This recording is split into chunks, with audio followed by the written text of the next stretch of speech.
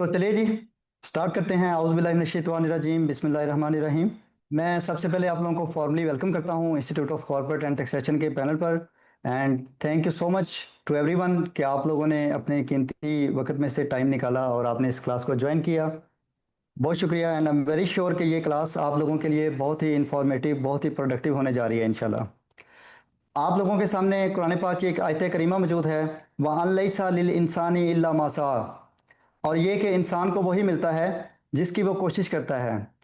वैसे तो हर मुसलमान का कुरान पाक के एक एक डॉट के ऊपर, एक एक लफ्ज़ के ऊपर पूरे का पूरा कामिल यकीन है हमारा, लेकिन हमें इस आयत करीमा से बहुत ज़्यादा मोहब्बत है। और उसकी वजह मैं आप लोगों को बताना चाहूँगा कि वो मोहब्बत क्यों है। वो इसलिए मोहब्बत है कि कोशिश, एक कोशिश होती है आप लोगों की तरफ से और एक कोशिश होती है हमारी तरफ से। डेफिनेटली आप लोगों ने ये कोर्स लिया, आपने इस कोर्स के अंदर आप लोगों ने पार्टिसिपेट किया, तो अब आप लोगों की तरफ से कोशिश हम क्या एक्सपेक्ट करेंगे कि आप लोग तमाम की तमाम क्लासेस को आप लाइव ज्वाइन कीजिएगा। ठीक है। फॉर एग्जांपल, अगर आप कोई क्लास मिस कर देते हैं तो आपके पास तमाम क्लासेस की रिकॉर्डिंग्स मौजूद होती हैं आपके एलएमएस पोर्टल के ऊपर। आप कोशिश करें कि नेक्स्ट क्लास में आने से पहले पहले जो पिछली आपकी क्लास जो मिस हुई होगी, आप उसकी रिकॉर्डिंग देखकर उसको वॉच आउट करने के बाद फिर आप नेक्स्ट क्लास में आएंगे, ताकि आप डॉट्स के साथ डॉट्स को कनेक्ट कर सकें। आमतौर पे होता यह है, जो पिछले माजी में बहुत सारी बहुत बार हमें ये चीज़ें देखने को मिली कि स्टूडेंट पिछली क्लास मिस कर देता है और फिर अगली क्लास में आता है तो वो कहते हैं जी हमें समझ नहीं आ रही, मतलब ये क्या पढ़ाया जा रहा है। तो डेफिनेटली आपको समझ नहीं आएगी जब आप पिछला लेक्चर मिस करेंगे और आप उस पिछले लेक्चर का डॉट अगले लेक्चर के साथ कनेक्ट नहीं कर पाएंगे, तो डेफिनेटली वो आपको चीज़ों की समझ नहीं आएगी। तो इसलिए ये ज़रूरी है, ये कोशिश आप लोगों की तरफ से कि आप तमाम क्लासेस को बाकायदगी के साथ ज्वाइन करेंगे। और दूसरी कोशिश जो मैंने बोला कि हमारी साइड पे है, हमारी साइड से होगी, वो ये होगी कोशिश कि हमने जो आपके साथ content of the course share किया है, जो आपने आपके साथ कमिटमेंट किया है कि हम इस कोर्स के अंदर आपको ये चीज़ें, ये मॉड्यूल्स आप लोगों को डिलीवर करने जा रहे हैं, तो इंशाल्लाह हम लोग अपनी हत्तुल वसा कोशिश करेंगे कि उस डिलीवरी को 100% आप तक पहुंचाएं। और हमारा कभी भी ये मॉडल नहीं रहा कि हमने क्लासेस को सिर्फ नंबर ऑफ क्लासेस को पूरा करना है, बल्कि हमारा जो एम होता है वो ये होता है कि हमने कंटेंट ऑफ द कोर्स आप लोगों तक डिलीवर करना है। और ये एम पूरा करने में अगर हमारी दो चार क्लासेस एक्स्ट्रा भी हो जाएं तो हम बिल्कुल भी इसके लिए बुरा नहीं मानते, या इसके लिए हम जो है ना नहीं करते कि हमने क्लासेस क्यों आगे बढ़ा दी। तो इंशाल्लाह जो कंटेंट ऑफ द कोर्स है वो हम आपको डिलीवर करेंगे, और इस डिलीवरी को एक्सेप्ट करना ये कोशिश आप लोगों की तरफ से होगी। तो इस कोर्स का हम बाकायदा आगाज़ करते हैं। मैं सबसे पहले आपको अपना तारुफ करवा दूं। मेरा नाम आबिद खान है, मैं एडमिनिस्ट्रेटर रोल प्ले करता हूं इधर ICT institute of corporate and taxation में। आपके रिस्पेक्टेड मेंटोर्स जो इस कोर्स को लीड करेंगे वो हमारी क्लास के अंदर माशाल्लाह से मौजूद हैं। मेरा मकसद आप लोगों को थोड़ा सा इदारे का एक इंट्रोडक्शन देना है। मैं आप लोगों का ज़्यादा टाइम नहीं लूँगा, आई नो कि आपका टाइम बहुत वर्थी है। मैं इंशाल्लाह इंट्रोडक्शन देने के बाद आपकी क्लास जो आपके रिस्पेक्टेड मेंटोर हैं उनके हैंड ओवर करूँगा। और इस दुआ के साथ हम आगाज़ करते हैं कि अल्लाह ताला मेरे और आपके इल्म में इजाफ़ा फरमाए, और जिस मकसद के लिए हम इस कोर्स में इकट्ठे हुए हैं, गेट टुगेदर किया है, उस मकसद का हसूल अल्लाह रब्बुल इज़्ज़त पूरा फरमाए। आपके सामने institute of corporate and taxation Pakistan number 1 institute, और ये महज एक दावा नहीं है। अल्हम्दुलिल्लाह इस दावे की तस्दीक आप हमारी वेबसाइट पर जाकर, आप हमारे फेसबुक पेज पर जाकर, आप हमारे इंस्टाग्राम पेजेस और डिफरेंट जो हमारे यूट्यूब प्लेटफॉर्म्स हैं वहाँ पर जाकर इस दावे की तस्दीक आप स्टूडेंट्स की हज़ारों सक्सेसफुल स्टोरीज़ को देखकर कर सकते हैं। और हम लोग अपने इदारे के पैनल से डिफरेंट नंबर ऑफ़ कोर्सेज़, हम लोग डिफरेंट काइंड ऑफ कोर्सेज़ हम लोग प्रेजेंट कर रहे होते हैं। आगे चलकर मैं आपको कोर्सेज़ का भी इंशाल्लाह इंट्रोडक्शन दूंगा। बात करें अगर कि हम कहाँ कहाँ पे लोकेट करते हैं, तो इस वक्त मैं आपसे मुखातिब हूँ इस्लामाबाद। हमारा हेड ऑफिस इस्लामाबाद में, हमारा मेन कैंपस मौजूद है। इसके साथ साथ हमारी सेकंड ब्रांच कराची शाहराह फैसल पे मौजूद है, और इसके साथ साथ हमारी third branch Lahore model town link road पर मौजूद है। आपके सामने तीनों ब्रांचेस के एड्रेसेस मौजूद हैं। If you want to visit any branch, आप किसी भी टाइम हमारी ब्रांच का विजिट कर सकते हैं। बात करें अगर हमारे इदारे के ऑब्जेक्टिव की, तो एक बड़ी लंबी सी तहरीर आपके सामने आ रही है, लेकिन चूंकि टाइम आपका बहुत ज़्यादा कीमती है तो मैं अपनी बात को एक मुख्तसर पैराग्राफ में कंक्लूड करने की कोशिश करूंगा कि हमारा जो एक तमाम कोर्सेज़ का एक मकसद रहा है वो ये रहा है कि हमने आपकी जो एकेडमिक क्वालिफ़िकेशन है उसके बीच में और आपकी जो इंडस्ट्री में जब आप प्रोफेशनल लेवल पे जाते हैं उसके बीच में एक प्रैक्टिकल का जो गैप होता है, बेसिकली हमने इस गैप को फुलफिल करना होता है। और यही हमारा मेन ऑब्जेक्टिव होता है, क्योंकि थ्योरी तो आप माशाल्लाह से पढ़ चुके होते हैं अपनी यूनिवर्सिटीज़ के अंदर, अपने कॉलेजेस के अंदर, लेकिन एक प्रैक्टिकल गैप की कमी होती है। वो इंशाल्लाह आपको प्रैक्टिकल गैप फिल करने को यहाँ से इंशाल्लाह मिलेगा। बात करें आईसीटी अपने पैनल से कौन कौन से कोर्सेज ऑफर करता है, तो आपके सामने स्क्रीन पर बहुत सारे कोर्सेज हैं। मैं एक शॉर्ट सा इंट्रोडक्शन दूंगा बगैर टाइम का ज़िया किए। यूएसए टैक्सेशन का कोर्स हम लोग इंटरनेशनल लेवल पे इंटरनेशनल कोर्सेज में यूएसए टैक्सेशन का कोर्स ऑफर करते हैं। इसके साथ साथ यूएई टैक्सेशन का कोर्स है हमारे पैनल के ऊपर, कैनेडियन टैक्सेशन का, यूके टैक्सेशन का कोर्स भी हम ऑफर कर रहे होते हैं। और हमारा एक बहुत ही premium course certified tax adviser के नाम से, जिसमें हम पाकिस्तान के टैक्स को बेसिक से लेकर एडवांस तक एक्सेप्ट लिटिगेशंस हम इसको कवर करते हैं। और इसके साथ साथ डाटा एनालिस्ट का कोर्स भी हमारे प्लेटफॉर्म पे मौजूद है। इंटेलेक्चुअल प्रॉपर्टी, पाकिस्तान के अंदर बहुत ज़्यादा डिमांड है इस चीज़ की, आईपीए की, लेकिन अनफॉर्चुनेटली बहुत कम लोग इस नाम से वाबस्ता हैं, बहुत कम लोग इस चीज़ से आशनाई रखते हैं कि इंटेलेक्चुअल प्रॉपर्टी होता क्या है। आपने किसी कंपनी का ट्रेडमार्क, किसी कंपनी का लोगो रजिस्टर करके देना है, कॉपीराइट का क्लेम लेना है, तो वो आप कैसे लेते हैं उसके लिए बाकायदा हमारे पास एक कोर्स मौजूद है इंटेलेक्चुअल प्रॉपर्टी के नाम से। इसके साथ साथ अकाउंटिंग के कुछ सॉफ्टवेयर भी हम लोग यहाँ से टीच कर रहे होते हैं, क्विक बुक्स एंड ज़ीरो के नाम से, जो कि यूएसए और स्पेशली ऑस्ट्रेलिया, यूके वगैरह में यूज़ हो रहे होते हैं। बाकी और भी दुनिया के कई मुल्कों में लाइक न्यूजीलैंड में भी ये सॉफ्टवेयर यूज़ हो रहे होते हैं। इसके साथ साथ मैंने जैसा कि बताया था कि एक्सेप्ट लिटिगेशन, जो लोग वकला हजरात जिनका रुझान लिटिगेशंस की तरफ होता है, उनके लिए हमारा बहुत ही एक प्रीमियम कोर्स मौजूद है लिटिगेशंस का। इसके साथ साथ SAP, S for HANA, FICO का भी कोर्स हमारे पास मौजूद है। और जो लोग कंपनी रजिस्ट्रेशन की तरफ, कंपनी सेक्रेटरियल की तरफ जो लोग रुझान रखते हैं, उनके लिए हमारा बहुत ही एक प्रीमियम कोर्स कंपनी सेक्रेटरियल का मौजूद है, जिसमें हम आपको कॉर्पोरेट के तमाम लॉस, तमाम प्रोसीजर्स आपको अंडरस्टैंड करवा रहे होते हैं। स्टॉक ट्रेडिंग में जो लोग दिलचस्पी रखते हैं, उनके लिए हमारा स्टॉक मार्केट का कोर्स मौजूद है। इसके साथ साथ इंपोर्ट एंड एक्सपोर्ट, जो लोग इंपोर्ट एंड एक्सपोर्ट के बिजनेस में दिलचस्पी रखते हैं, बहुत ही वर्थी, बहुत ही प्रीमियम कोर्स उन लोगों के लिए मौजूद है, जिसमें इंपोर्ट एक्सपोर्ट के बेसिक से लेकर एडवांस तक आपको, आपने किसी कंपनी को इंपोर्ट एक्सपोर्ट के लिए रजिस्टर्ड कैसे करना है, लाइसेंस कैसे लेना है, और डेफिनेटली इंपोर्ट एक्सपोर्ट्स की तमाम डॉक्यूमेंटेशन एंड प्रोसीजर्स इसके अंदर हम लोग आपको कवर करवा रहे होते हैं। यूएसए के अंदर आपने एलएलसी कैसे फॉर्मेट करनी है, आपने बैंक अकाउंट्स कैसे क्रिएट करने हैं, उसके लिए हमारा यूएसए एलएलसी फॉर्मेशन का कोर्स मौजूद है। सेल टैक्स के अंदर जो लोग स्पेशलाइजेशन करना चाहते हैं, उनके लिए हमारा सेल टैक्स का कोर्स भी मौजूद है। और अभी अल्हम्दुलिल्लाह आईसीटी ने अपने पैनल से कुछ नए कोर्सेज भी लॉन्च किए हैं। अगर मैं इनकी बात ना करूं तो ये बहुत बड़ी ज़्यादती होगी हमारे साथ, आपके साथ। उसकी वजह यह है कि आजकल दौरे हाजिर की ये बहुत ज़रूरत बन चुके हैं ये कोर्सेज, जिसमें स्पेशली इनरोल्ड एजेंट के बारे में मैं ज़रूर बात करना चाहूँगा कि यूएसए के अंदर एक ऑथोराइज, यूएसए की फेडरल ऑथोराइज क्वालिफिकेशन है जिसको इनरोल्ड एजेंट बोलते हैं। और ये कोई स्किल, कोई डिग्री या कोई डिप्लोमा नहीं है, ये बेसिकली एक यूएसए की फेडरल ऑथोराइज क्वालिफिकेशन है। और आप ये क्वालिफिकेशन की प्रिपरेशन आप हमसे कर सकते हैं। उसके बाद आप यूएसए को एनरोल्ड एजेंट का एग्ज़ाम देकर आप being a enrolled agent USA के अंदर आप काम कर सकते हैं। इसके साथ साथ सीएचआरपी कोर्स, जिसमें हम सब लोग यहाँ पे जमा हुए हैं, इंशाल्लाह इस कोर्स के बारे में बड़ा ब्रीफली हम बात करेंगे आगे चल के। उसके साथ साथ AI automation, AI agent specialist का कोर्स हमारे पैनल के ऊपर मौजूद है। ओडो, जो कि हर कंपनी की ज़रूरत बन चुका है, ओडो ईआरपी का कोर्स अपने पैनल से हम लोग लॉन्च कर रहे होते हैं। इसके साथ साथ अकाउंटिंग एंड फाइनेंस के लिए, जैसा कि मैंने बताया, क्विक बुक्स और ज़ीरो और दूसरे सॉफ्टवेयर यूज़ हो रहे होते हैं। और पाकिस्तान में जो जो अकाउंटिंग एंड फाइनेंस की रिक्वायरमेंट होती हैं, उसके लिए भी हमारा एआई के को लिंक करते हुए हमारा कोर्स मौजूद है। फाइनेंशियल मॉडलिंग और specially audit simulation professional course. ये कोर्स ऑडिट सिमुलेशन का जो पाकिस्तान के अंदर अल्हम्दुलिल्लाह आईसीटी को ये एजाज़ हासिल है कि सबसे पहले ऑडिट सिमुलेशन का कोर्स जो है वो आईसीटी ने लॉन्च किया। इसके साथ साथ यूएसए अकाउंटेंसी का, और फिर ईआरपी इम्प्लीमेंटेशंस और लीगल पॉलिसीज़ के हवाले से भी हमारे बहुत सारे कोर्सेज मौजूद हैं। अभी आपके सामने स्क्रीन पर आईडीटी, आईडीटी हमारी एक दूसरी सिस्टर कंसर्न ब्रांच है इंस्टीट्यूट ऑफ डिजिटल ट्रेनिंग्स के नाम से, जिसके प्लेटफॉर्म से हम लोग कुछ इंफॉर्मेशन टेक्नोलॉजी और डिजिटल कोर्सेज लॉन्च कर रहे होते हैं। बहुत सारे कोर्सेज हैं, अगर मैं एक एक कोर्स की बात करने बैठ जाऊंगा तो मेरी आपके साथ जो एक नशिस्त है वो बहुत लंबी हो जाएगी, और मैं इसको बिल्कुल भी लंबा नहीं करना चाह रहा। मैं इसमें सिर्फ आपसे एक कोर्स के बारे में ज़रूर बात करूंगा। उस कोर्स का नाम है डिजिटल मार्केटिंग मेटा मास्टर। आप लोगों के पास एक स्किल आ जाती है, अब आप लोगों ने वो स्किल सीख ली, अब दुनिया को कैसे पता चलेगा कि वो स्किल आप लोगों के पास मौजूद है? तो दुनिया को बताने के लिए आपके पास डिजिटल प्लेटफॉर्म्स मौजूद हैं, लाइक एज फेसबुक मौजूद है, इंस्टाग्राम मौजूद है, व्हाट्सएप मौजूद है। तो आपने व्हाट्सएप पर अपनी स्किल को प्रमोट कैसे करना है, उसके लिए हमारा एक बहुत ही premium course digital marketing Meta master के नाम से मौजूद है।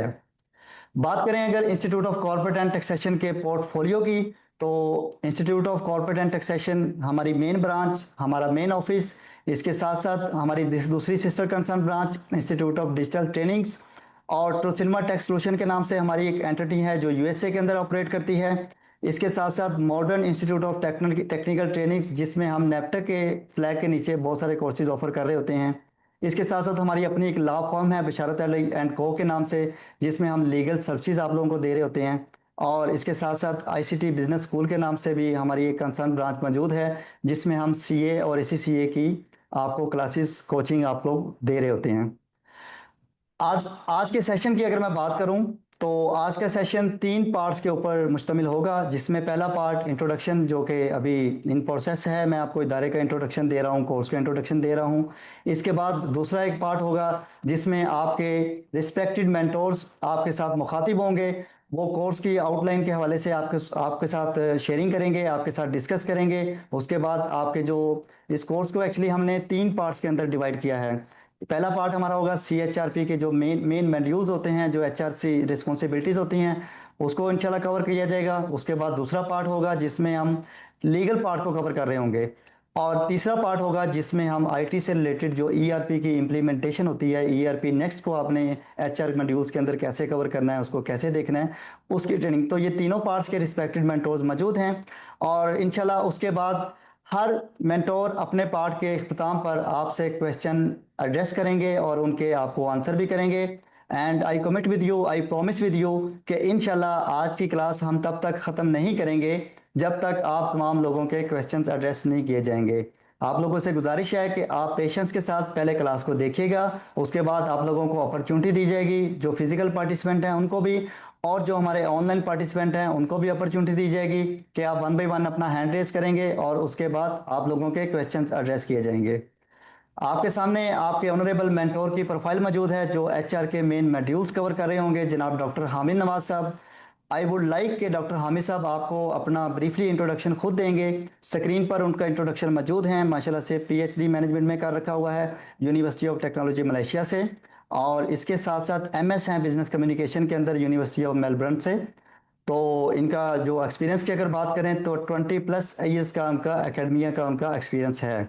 बाकी इंशाल्लाह डॉक्टर साहब आपको अभी थोड़ी ही देर में ज्वाइन करेंगे और ख़ुद इंशाल्लाह आपको इंट्रोडक्शन भी देंगे, कोर्स की आउटलाइन के बारे में बताएंगे। जैसा कि मैंने बताया था कि इस कोर्स के 3 रिस्पेक्टेड मेंटोर्स होंगे, तो अभी आपके सामने हमारे दूसरे रिस्पेक्टेड मेंटोर वकार अहमद साहब, एडवोकेट हैं माशाल्लाह से, लीगल एक्सपर्ट भी हैं, और ये आपको इसके लीगल प्रोस्पेक्टस बताएंगे, लीगल पार्ट को कवर कर रहे होंगे। आपके एचआर मॉड्यूल्स के अंदर जो लीगल पार्ट्स आप लोगों को फेस करना पड़ रहे होते हैं, इंशाल्लाह उसकी पूरी ब्रीफिंग वकार साहब आपको दे रहे होंगे।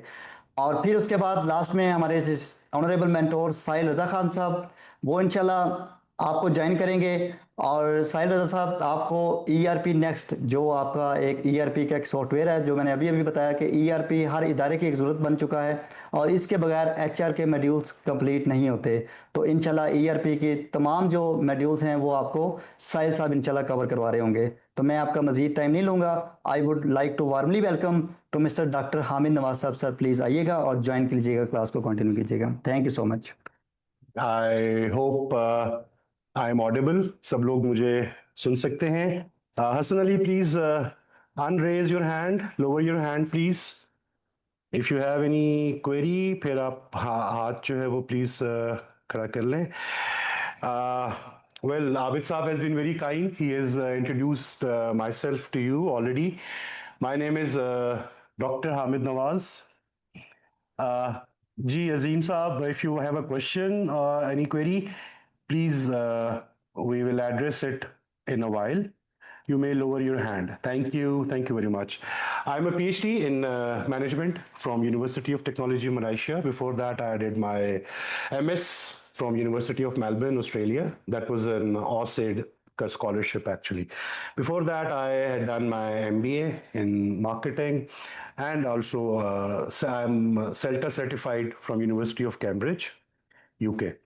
I'm not like trying to impress or depress anyone. Yeah, I'm just telling you all these things so that you should know that you are in competent hands, you are in safe hands. कोई sir में दर्द हो या कुछ migraine वगैरह हो तो किसी एक्सपर्ट डॉक्टर के पास जब जाते हैं आप, तो डॉक्टर्स इतने अच्छे तरीके से वो आपके सारे सिम्टम्स लेता है, हिस्ट्री लेता है कि आपको फील होना शुरू हो जाता है कि यार you already started feeling better, अभी मेडिसिन ली भी नहीं है and all that.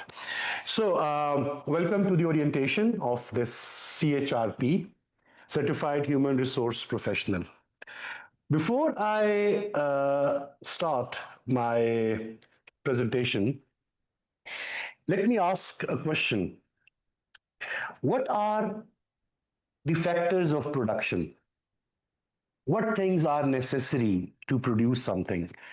Online people, you can raise your hands if you can contribute to it. Factors of production. Okay. Ji, yes, Sadia. Assalamu alaikum, sir. Walaikum assalam. Sir, I'm Sadia and I'm from Karachi. Okay. You just have asked a question that what are the or something like sources of organization? Factors of production. Factors of production. Sorry, sir. Sir, land labor organization. Yeah. एक चीज भूल गई, सबसे important, raw material किस से purchase करेंगे? Raw material. Yes, किस चीज से परचेज करेंगे? कैपिटल से. Capital. पैसा. Sorry, sir. Thank you, Yeah, sir. no, Yes, sir. no issues. Thank you. Thank you. Thanks. So, yes, land, labor, capital, and organization.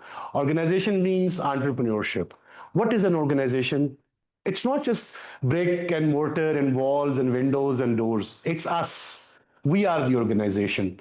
People are the organization. So unless, अब देखिए, for example, what's your name? Mansoor Ijaz. Mansoor Ijaz. Mansoor Ijaz is sitting here in our physical class and अब अगर मैं मंसूर को challenge करूं कि मंसूर यहां से रूफ टॉप पे जाना है तो देखते हैं कौन भाग के पहले जाता है, तो इसका मतलब कौन जीत जाएगा आपके ख्याल में? Mansoor. मंसूर जीत जाएगा. क्यों? Because he's way younger than I am, he's way energetic than I am, he is way stronger than I am. तो मैं मंसूर को अपनी कैपेबिलिटी के बारे में चैलेंज कर सकता हूं. हाँ मंसूर, लेट्स राइट एन एसे.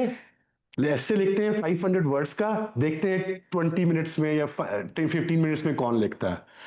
अब वहां पे कौन जीतेगा? मंसूर. मैं जीतूंगा. Yes, come on, yes, of course, yes.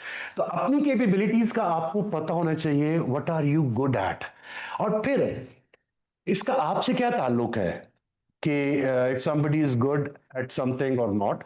आपसे ताल्लुक इसलिए है कि you are going to be the certified human resource professionals. तो it would be part of your job that you have to put the right person for the right job. देखिए, अब for example I stammer, right, हकलाता हूं मैं किसी चीज, कोई भी मतलब हकला रहा हूं, and I don't do that, just hypothetically speaking. तो do you think I would be a very good front desk manager? No. हाँ, if I stammer, so that means I am not the one who should be there to deal with the people.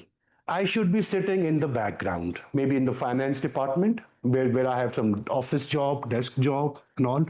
तो ये सारा HR, इस सारे को study करने का, इस सब कुछ को पढ़ने का, तो आप एक बहुत इंपॉर्टेंट फैक्टर जो ऑर्गेनाइजेशन के अंदर है, जो आपका फैक्टर ऑफ प्रोडक्शन है, बहुत important, the people.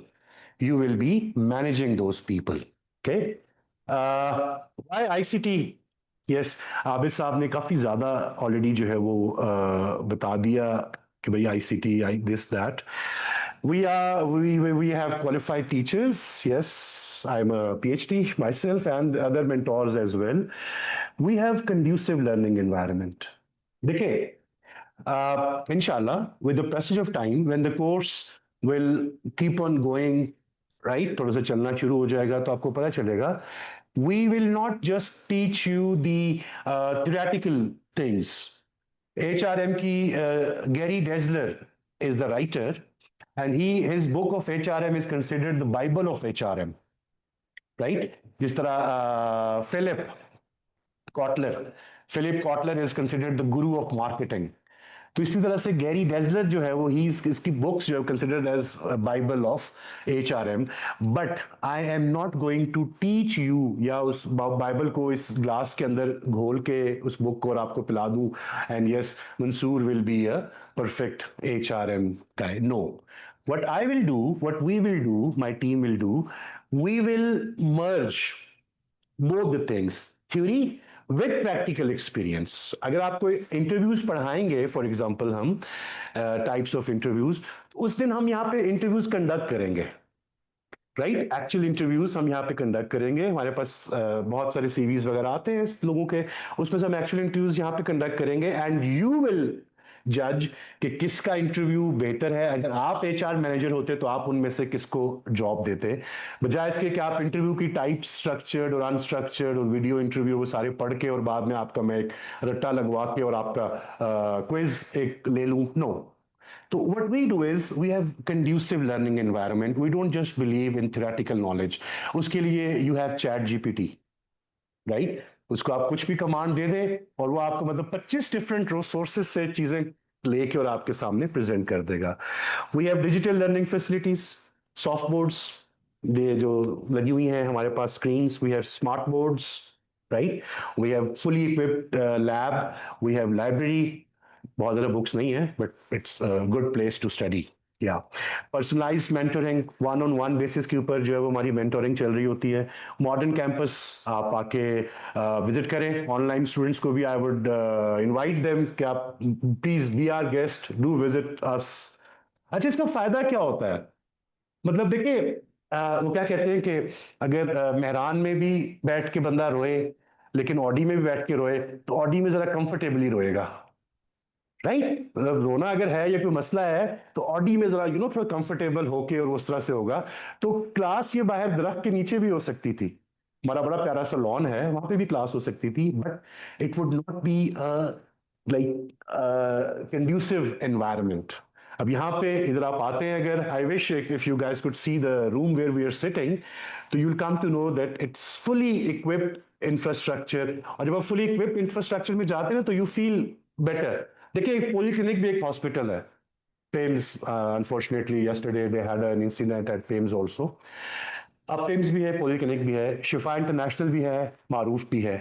When you go to Maroof hospital तो इट फील्स गुड. हालांकि बीमार हैं आप या किसी बीमार को इसके साथ गए हुए हैं, the environment it makes you feel relax.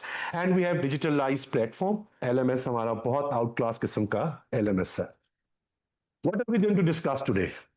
We'll discuss what is HR, common mistakes that people make, different myths about HR, and who this course is suitable for. I'll give you an overview of the program and then how CHRP will be taught at ICT. Session schedule हम देखेंगे किस तरह से है और सारे जितने हमने मॉड्यूल्स पढ़ने हैं उनको one by one कवर करेंगे. Your goal should be the one written at the bottom of this slide. It is, what's your name? Fiza. Fiza, could you read the goal? Yeah. What is the goal? Read it louder. What is which one? No, the goal written at the bottom. Goal. Yeah. Clarity. Exactly. Very good, Fiza. Be a CHRP, be a certified human resource professional with two things. Clarity. Clarity of what? Clarity of concepts, clarity of knowledge, clarity of the HR systems that you would study, and confidence. Okay. If I have a license to drive a car, it would give me confidence that yes, I can drive a car. Without license, so it would be a license to kill everybody, right? तो आपको एक confidence मिलता है. तो once you have this certification, it would give you the confidence that yes, you can work with other people, for other people in the HR department. What is human resource? होता क्या है HR? Ji, anybody from our 98, नहीं मुझे निकाल दें तो 97 participants. Anybody? What is HR? ये definition सामने आई हुई है.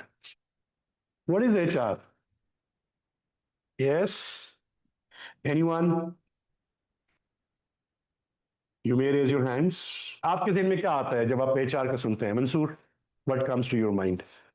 साइट कनेक्टिविटी है प्रोफेशनल्स की और ऑनर्स की जो आप मैनेज करते हैं और जो एक्सपर्टीज है ना तो गेन करते हैं. Okay. All right. Anybody else from the online people?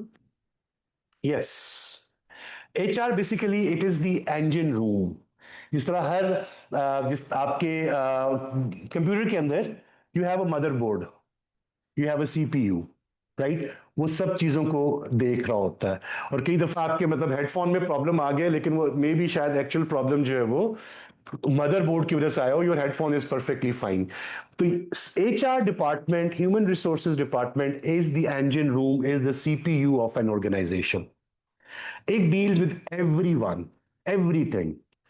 Or it is the art and the science, both. Science or art. How? Science is it gives knowledge, right? And art is when you act upon it. To find the right people, very difficult thing. To find the right people. And unemployment इस तरह की है. अभी अगर मैं add दूं newspaper में या न्यूज़पेपर को छोड़ दें, अभी मैं कोई लिंक्डइन के ऊपर छोटी सी पोस्ट लगाऊं या किसी और सोशल मीडिया के पेज पे कि we need accounts assistant and minimum qualification required is like bachelor's. How many CVs do you expect that we would receive? Hundreds, really. Vivo V2344. Yes. You wanted to ask something? Mister Vivo, अगर आपका कोई question है तो आप unmute कर सकते हैं अपने आप को.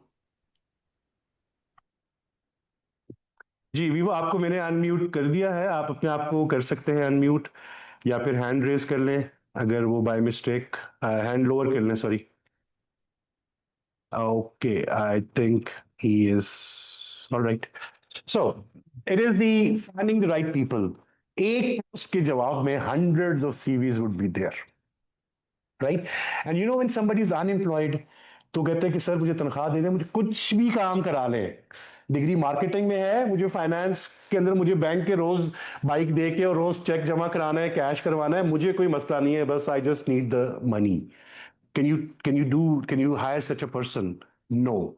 Because वो सिर्फ शॉर्ट टाइम के लिए, जब तक उसकी वो प्रॉब्लम सॉल्व नहीं होती उस वक्त तक वो आपके साथ है. The moment he would get a relevant job तो वो तलाक देने की भी जहमत नहीं करेगा. He would not send a divorce paper. He would simply walk out of the organization and he would join some other organization. So finding the right people, keeping them happy and aligning their talents, the right person for the right job, ताकि दोनों लोग जो है वो खुश हो. चले इसको एक और तरह से देखते हैं. इमेजिन करें कि जी एक कंपनी जो है it's a sports team, football team है, राइट? अब उसमें जो एग्जीक्यूटिव्स हैं, जो टॉप लेवल मैनेजमेंट है, they are the owners of that team. जिस तरह मुल्तान सुल्तान का ऑनर जो है वो कुछ और है. यार हुज़ैफ चाय को तो किसी को बोलते हैं, अजहर को बोलते हैं प्लीज.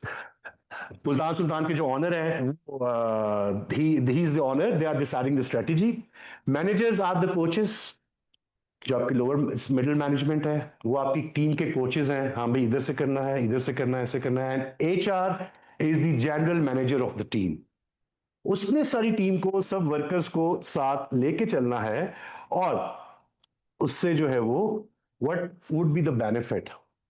द बेनिफिट इज कि if everybody is working at a team और हर एक को अपने गोल्स और डायरेक्शंस का पता है तो देयर इज नो चांस कि लोग जो है वो आप इधर उधर होंगे.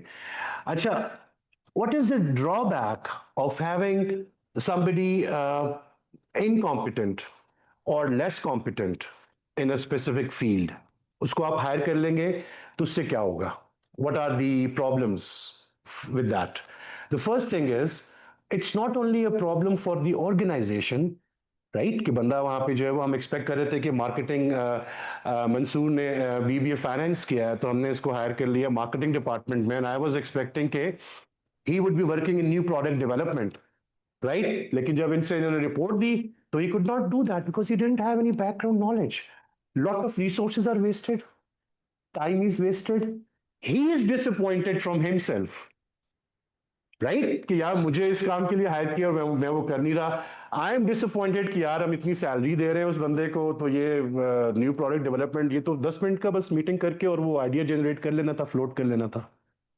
तो it is a bad situation, it is a losing situation for both the people, the employee as well as the employer. What if you have not studied any HR course? तो क्या होगा? आप मैनेजमेंट में हैं and you have not studied any. जी Muneeb, you have a question.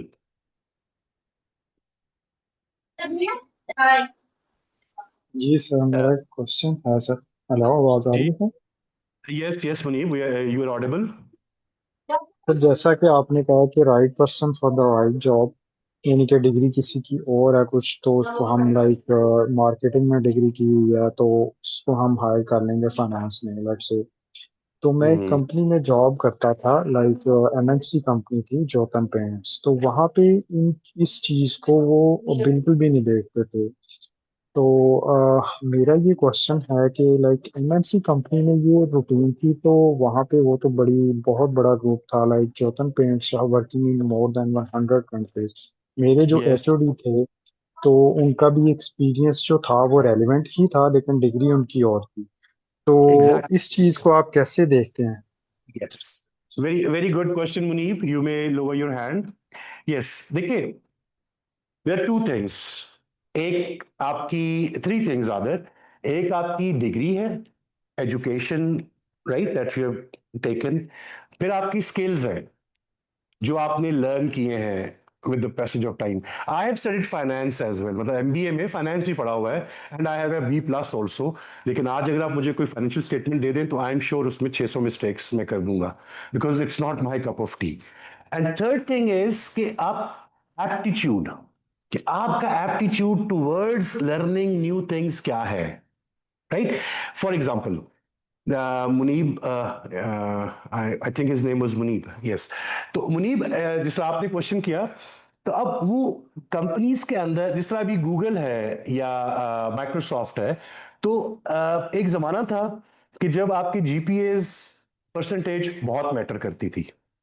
IBA Karachi का जो MBA था बैंकिंग एंड फाइनेंस, उसके top 10 graduates without any interview they were inducted by Citibank. उस वक्त पाकिस्तान में सिटी बैंक जो है वो ऑपरेशनल था। They were inducted by the Citibank top 10%। उनकी वो सैलरी भी पहले से डिसाइड होती थी, for 6 figure salary, like may be 15-20 years before, 15-18 years ago. तो वहां पे आपके नॉट जस्ट योर क्वालिफिकेशन, अब आपके जीपीए को कोई नहीं देखता। You have a 3.9 GPA, CGPA, good for you. What are you bringing for me? अब वो बंदे ने बीबीए की क्वालिफिकेशन है लेकिन साथ में जिस तरह बीएस फाइनेंस है, साथ में अब अगर सीएचआरपी कर रहा है तो वो एचआर के अंदर एचआर और फाइनेंस की जो चीजें हैं उसको लुक आफ्टर कर सकता है। तो yes, relevant degree would give you background knowledge, but it is not the only way of getting hired into an organization or into a position, right? और अभी I have even seen हमारे पास ACCA की classes हो रही हैं, उसमें the youngest student is 13 years old, क्योंकि ACCA की जो है वो कोई ए लेवल्स ओ लेवल्स कोई उनकी एंट्री रिक्वायरमेंट नहीं है, सिर्फ एक है कि you should be not less than 13 years of age. 13 years से कम उम्र नहीं होनी चाहिए। अब वो 13 ईयर्स की एज में वो बच्ची ACCA में उसमें एडमिशन ले लिया है, ना उसने मैट्रिक करना है ना उसने इंटरमीडिएट करना है, ACCA ग्लोबल क्वालिफिकेशन करके, and when she would be like 18-19 years of age, she would be a fully qualified chartered accountant, right. तो अभी जो है वो with the passage of time मतलब थिंग्स आर चेंजिंग। जिस तरह व्हेन आई रिमेंबर कि जब हमारा टाइम था तो उसमें सिर्फ अगर आप डॉक्टर हैं या आप इंजीनियर हैं या आप पायलट हैं, तो ही आप बस सक्सेसफुल है। इसके अलावा तो आपको सुसाइड कर लेना चाहिए। ठीक है, आप बिल्कुल निकम्मे हैं, बिल्कुल बेकार, किसी किस्म का ऐसा मतलब कोई चीज नहीं है वो। बल्कि हमने टीचिंग स्टार्ट की दोस्तों ने कुछ मिलके, और हमारे एक दोस्त के वालिद साहब थे, तो उनके घर गए तो उन्होंने वहां पे कहा कि कोई नौकरी शौकरी भी मिली है या भी टीचिंग ही कर रहे हो। तो मतलब उस टाइम पे even teaching was not considered a good kind of job, कि जो कुछ नहीं करता वो टीचर बन जाता है। ये उनके अल्फाज थे कि जिसको कुछ नहीं आता वो टीचर बन जाता है।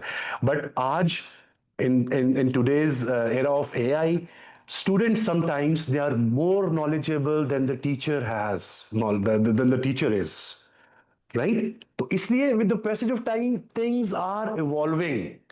तो अब आपके पास आपकी स्किल्स जो है वो ज्यादा इंपॉर्टेंट है as compare to the knowledge and the degrees and all. सबसे पहला जो ब्लंडर हम करते हैं जनाब, लीगल ब्लंडर्स करते हैं। अगर आपने एचआर के कोर्सेज नहीं पढ़े हुए, आपको नहीं पता मिनिमम वेज क्या है, you will be prosecuted by law. आपने प्रॉपर डिडक्शन नहीं किया सैलरी में से टैक्स की, या डिडक्शन करके अपने पास रख लिया सेफ कस्टडी में, and you forgot, right? And you forgot to deposit it in the bank, you're breaking the law, right? तो ये बहुत बड़ी लीगल कंप्लायंस से फिर ब्लंडर हो जाते हैं लोगों के फिर उसकी। और एक दफा अब देखिए, आप गूगल करें, माइक्रोसॉफ्ट को कोई 2500 दफा डिफरेंट कोर्ट्स फाइन कर चुकी हैं, और वो फाइन उनका ज्यादातर जो है वो मोनोपोली या मोनोपोलिस्टिक कंपटीशन या जो कंपैरेटिव लॉज है उनके अगेंस्ट वो कर रहे होते हैं। एक आपको मैं इंस्टेंस बताता हूँ। माइक्रोसॉफ्ट का जिस तरह अभी हमारे पास है ना क्रोम, गूगल का सर्च इंजन, सॉरी ब्राउजर है क्रोम। माइक्रोसॉफ्ट का अपना एक ब्राउजर था इंटरनेट एक्सप्लोरर, लेकिन उस वक्त एक नेटस्केप नेविगेटर ब्राउजर आता था, वो अलग था, it was a separate one. तो माइक्रोसॉफ्ट का जो ब्राउजर था इंटरनेट एक्सप्लोरर, वो विंडोज के साथ बिल्ट इन पैकेज में आता था। लेकिन जब माइक्रोसॉफ्ट ने देखा कि nobody is using Internet Explorer, people still Netscape Navigator को ही डाउनलोड करके और यूज कर रहे हैं, Microsoft purchase Netscape Navigator just to kill it. उसको परचेज किया, जानबूझ के उसके अंदर कुछ बग्स वगैरह डाले या इंप्रूवमेंट नहीं की, and ultimately Netscape navigator died. और उसके बाद अब इंटरनेट एक्सप्लोरर वो विंडोज के साथ वो फ्लरिश कर रहा है, राइट? नोकिया, फिनलैंड की कंपनी, फिनलैंड बिल्कुल छोटा सा कंट्री है। नोकिया की इतनी ज्यादा मार्केट और इतना प्रॉफिट था कि नोकिया की जो एनुअल प्रॉफिट उनका था, it was more than the GDP of Finland. एक जमाना था कि वो नोकिया जिसको वो 3310 और 3210 और 1100 और वो सारे के सारे मोबाइल्स, लेकिन नोकिया ने क्या किया कि they unfortunately they did not cope up with the development और technological inventions and all, and now अब आपको कोई मतलब hardly you would find anybody कि कोई नोकिया यूज कर रहा हो, या नोकिया का नाम भी आप कहीं पे शायद नहीं नहीं देख रहे होंगे।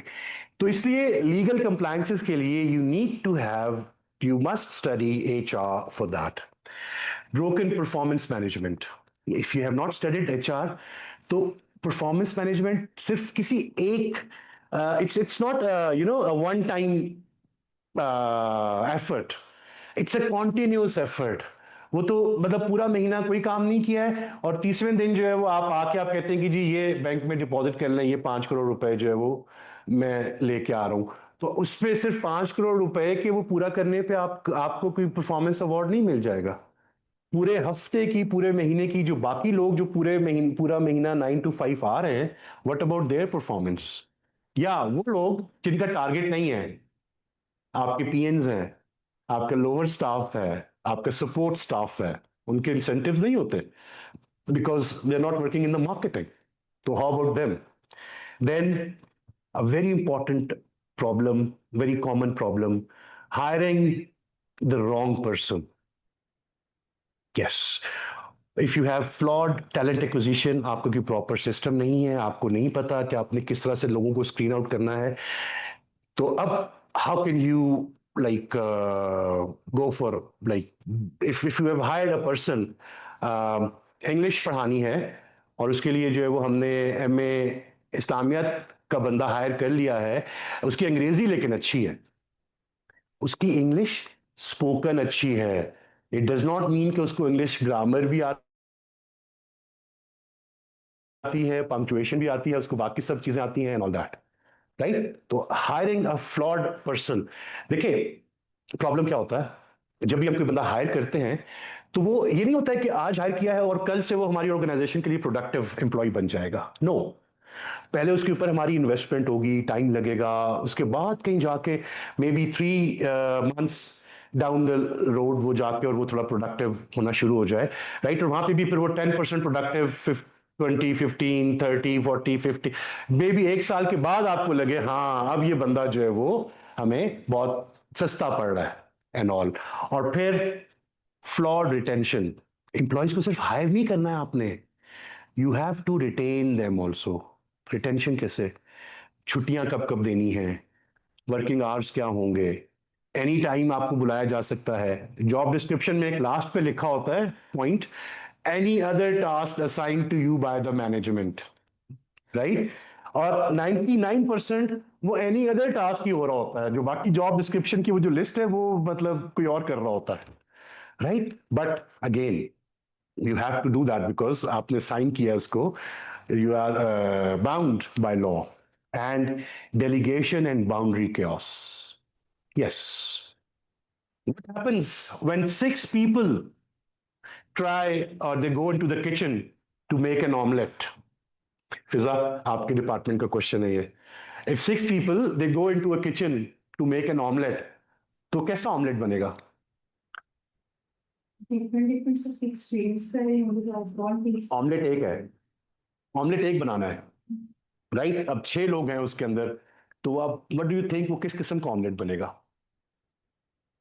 Yes, it would be a like a terrible, it would be anything except omelette, Disaster. It would be disaster. मतलब ये having like too many cooks for a single thing और समथिंग, ये बिल्कुल जो है ना it's a recipe of disaster, ठीक है? So if you can not delegate the responsibilities properly, right, so it's not possible कि एक बंदा सारे काम कर ले, right? How do you expect आपकी ऑर्गेनाइजेशन का जो सीईओ है, क्या वो फाइनेंस में भी काम कर सकता है, मार्केटिंग में भी, उसमें भी? He has some knowledge of everything but he does not have every knowledge of anything, it's not humanly possible. ये सबसे बड़े ब्लंडर्स जो है वो हम लोग कर रहे होते हैं। ओके, एचआर के कुछ मिथ्स हैं। लोग समझते हैं कि जी HR is your friend and your therapist, जब भी कोई मसला हो जाके एचआर डिपार्टमेंट के अपने फ्रेंड के पास उसके कंधे पे सर रख के और आप रोएंगे और वो आपके सारे मसले हल हो जाएंगे। No, it's not like that. He is the guy जिसने आपकी सैलरी काटनी है, ही इज द गाय जिसने आपकी छुट्टियों को पेड में या अनपेड में कैटेगराइज करना है, right? So no, HR is not your friend at all. Every conversation with HR is completely confidential. ये बिल्कुल वैसे confidential होती है। We have a lot of females here with us as well. तो चले, ऐसा हुआ है ना कि कोई बात अगर आपने पूरे शहर में फैलानी हो तो किसी खातून को बता दें, और अगर वो आपने बात रातों रात फैलानी हो तो उसको साथ ये भी कह दे किसी को बताना नहीं। तो आप यकीन करें सुबह आपके उठने से पहले वो बात सब जगह के ऊपर जो पहुंच चुकी होगी। Same happens with HR. आप एचआर के पास जाके उसको अपने प्रॉब्लम शेयर करते हैं तो don't think he will not discuss with anyone, because they just have to follow the policies and procedures. उसने डिस्कस करना है जाके अपने लाइन मैनेजर से, उसने जाके सीईओ से, सीएफओ से, whoever comes in the hierarchy, he has to discuss with them। तो इसलिए एचआर से आपकी जो भी कम्युनिकेशन है it's not confidential. HR has the final power to hire और फायरिंग, ये भी एक बड़ा मिथ है जी। Yes, who has the ultimate power of hiring और firing? see yes, CEO. They come in different names and different packages, right? Some CEO, they are labeled as managing director, some are as president or chairman or CEO, right? Or whatever their names are. They have the final hiring and firing authority. HR can only give its recommendations, right? It can only give recommendations. And another myth is ATS, applicant tracking system, automatically reject 75% of resumes without a human seeing them. तो क्या जरूरत है फिर apply करने की? 75% मतलब हर 4 में से जो है वो एक 3 resumes जो है वो they are being thrown in the dustbin. No. ATS जो है एप्लीकेंट ट्रैकिंग सिस्टम आपका जो है HRIS भी बोलते हैं उसको, ह्यूमन रिसोर्स इंफॉर्मेशन सिस्टम, उसके अंदर हमने खुद चेक्स लगा दिए हैं, राइट? चेक लगा दिया है कि जी इस्लामियत पढ़ने के लिए मिनिमम क्वालिफिकेशन शहादतुल आलिया, राइट, MA इस्लामिया, MA अरबिक, दिस दैट। तो अब वो ऑटोमेटिकली उसमें अगर कोई BS मैथमेटिक्स वाला बंदा आएगा, BS फिजिक्स वाला बंदा आएगा, तो what would the system do? System वो सिंपली लाइक रिजेक्ट हिम, वो आगे प्रोसीड ही नहीं करेगा उसको। और एप्लीकेंट यार मैं बस ये जो है ना ये सारे ये सिफारिशी किए इन्होंने सारे, और पहले से जो है वो लोग डिसाइडेड होते हैं और वो ये और ये और ये और ये, राइट? तो it's not like that. ATS system वही सब कुछ कर रहा होता है जो हम उसको बताते हैं। Okay, now what does this course do? Yes, okay, it's our course is 64 hour duration का course है, and actually it is 48 hour duration with 12 session. आप सबने अपनी presentation जो है उसमें copy की and he like overwrote mine. You overwritten my presentation. Yes. Okay. So, sorry for this technical issue. Not technical, it's like clerical issue. All right, G. It's a 12-week. Sorry? Acha, okay. Screen is not shared. All right. Yes. Slideshow. Yes. F5. Please excuse my थोड़ा बहुत ये issues. I am an old school guy. Gee, it's a 12 weeks ka session, and each week we'll have 2 classes of 2 hours each. So 4 classes each week, and it is we'll cover a lot of areas in that. I'll come to that course outline in a few minutes, and basically it's not like I told you before. Abid Saab also told me told you before me. It's not just a theoretical course. ये theory के साथ साथ practical application भी है इसके अंदर, कि हम जो चीजें पढ़ रहे होंगे साथ साथ we will be practically doing that. For example, जिस दिन हम लोग जॉब डिस्क्रिप्शन डिस्कस करेंगे, we will all write job description that day, ताकि पता चले कि भाई जॉब डिस्क्रिप्शन होती क्या है। और although we have AI also, but still we have brains, तो हम उससे अच्छा काम कर सकते हैं। AI से जब टाइम नहीं हो तो फिर हम उसके ऊपर we can rely on that thing. What makes it different? It is the first thing is the Pakistani law integration. हमारी हर चीज के साथ पाकिस्तान की लॉ इंटीग्रेशन है। ITO 2001, Factories Act 1934, Standing Orders 1968, Anti-Harassment Act 2010, and Employees Old Age Benefits Institute EOBI Act 1976, the year of my birth. And so I and EOBI, we are age fellows. Good. And provincial equivalents. Provinces, all the 4 provinces, GB, AJK, they have their own laws over there. तो हमें देखना उसमें ये है कि for example एक company which is registered in Islamabad, right, but they have an office in Lahore as well, right? या एक कंपनी जो है वो ऑल ओवर पाकिस्तान काम कर रही है, but it is based in Karachi. तो क्या सिर्फ सिंध के लॉज एप्लीकेबल होंगे या फेडरल लॉज भी एप्लीकेबल होंगे? दोनों होंगे, या कुछ एरियाज में वो एप्लीकेबल होंगे, कुछ पोर्शंस में, कुछ में वो होंगे। तो वो लोकल इंटीग्रेशन, क्योंकि हो सकता है आज Mansoor is like working in Islamabad, So his company is following federal laws. What if he gets a good opportunity somewhere in the KP, किसी development project के अंदर, he goes there, तो वहाँ पे तो federal, and if he doesn't know कि KP के कौन से laws यहाँ पे implement हो रहे हैं, तो then he would be making blunders over there. तो उस चीज को avoid करने के लिए we have already blended the laws in it. Practical calculations, tax calculate कैसे होना है, overtime कैसे calculate होता है, gratuity, पेंशन वगैरह, how these things are calculated, फिर document drafting, cause notices, appointment letters, full and final settlements, leave policies, code of conduct, ये सब आपको हम we will tell you how to draft these documents and will not just tell you, we will draft the documents together. आपको हम मतलब you are working for Pepsi and you have to hire a finance assistant, prepare a job description. You are working with McDonald's, right? And you want to hire a floor manager, right? उसकी job description बनाए. So we'll make these sort of things and we'll have case studies. These are real life case studies, right? Pakistani companies, Pakistani workplace environment, public sector, private sector, सब चीज़ों के ऊपर जो है वो we'll work on that. And in the end, there will be a assessment also. Please don't hate me. Yeah. मतलब हम सिर्फ ये चेक करना चाहेंगे कि जो हमने पढ़ाया वो कितना अच्छा पढ़ाया कि आपको समझ आ गया. There is no pass or fail in that. It would just assess whether you have gained everything you wanted to or not. किस चीज में deficiency रह गई है वो फिर हम we can do the mentoring for that thing. और the last जो कि majority का aim होगा, just to get the certificate. We'll give the certificate once everything else is completed. All right? Okay. What are we going to discuss? I hope I'm not like going too fast, or is it all right? Huh?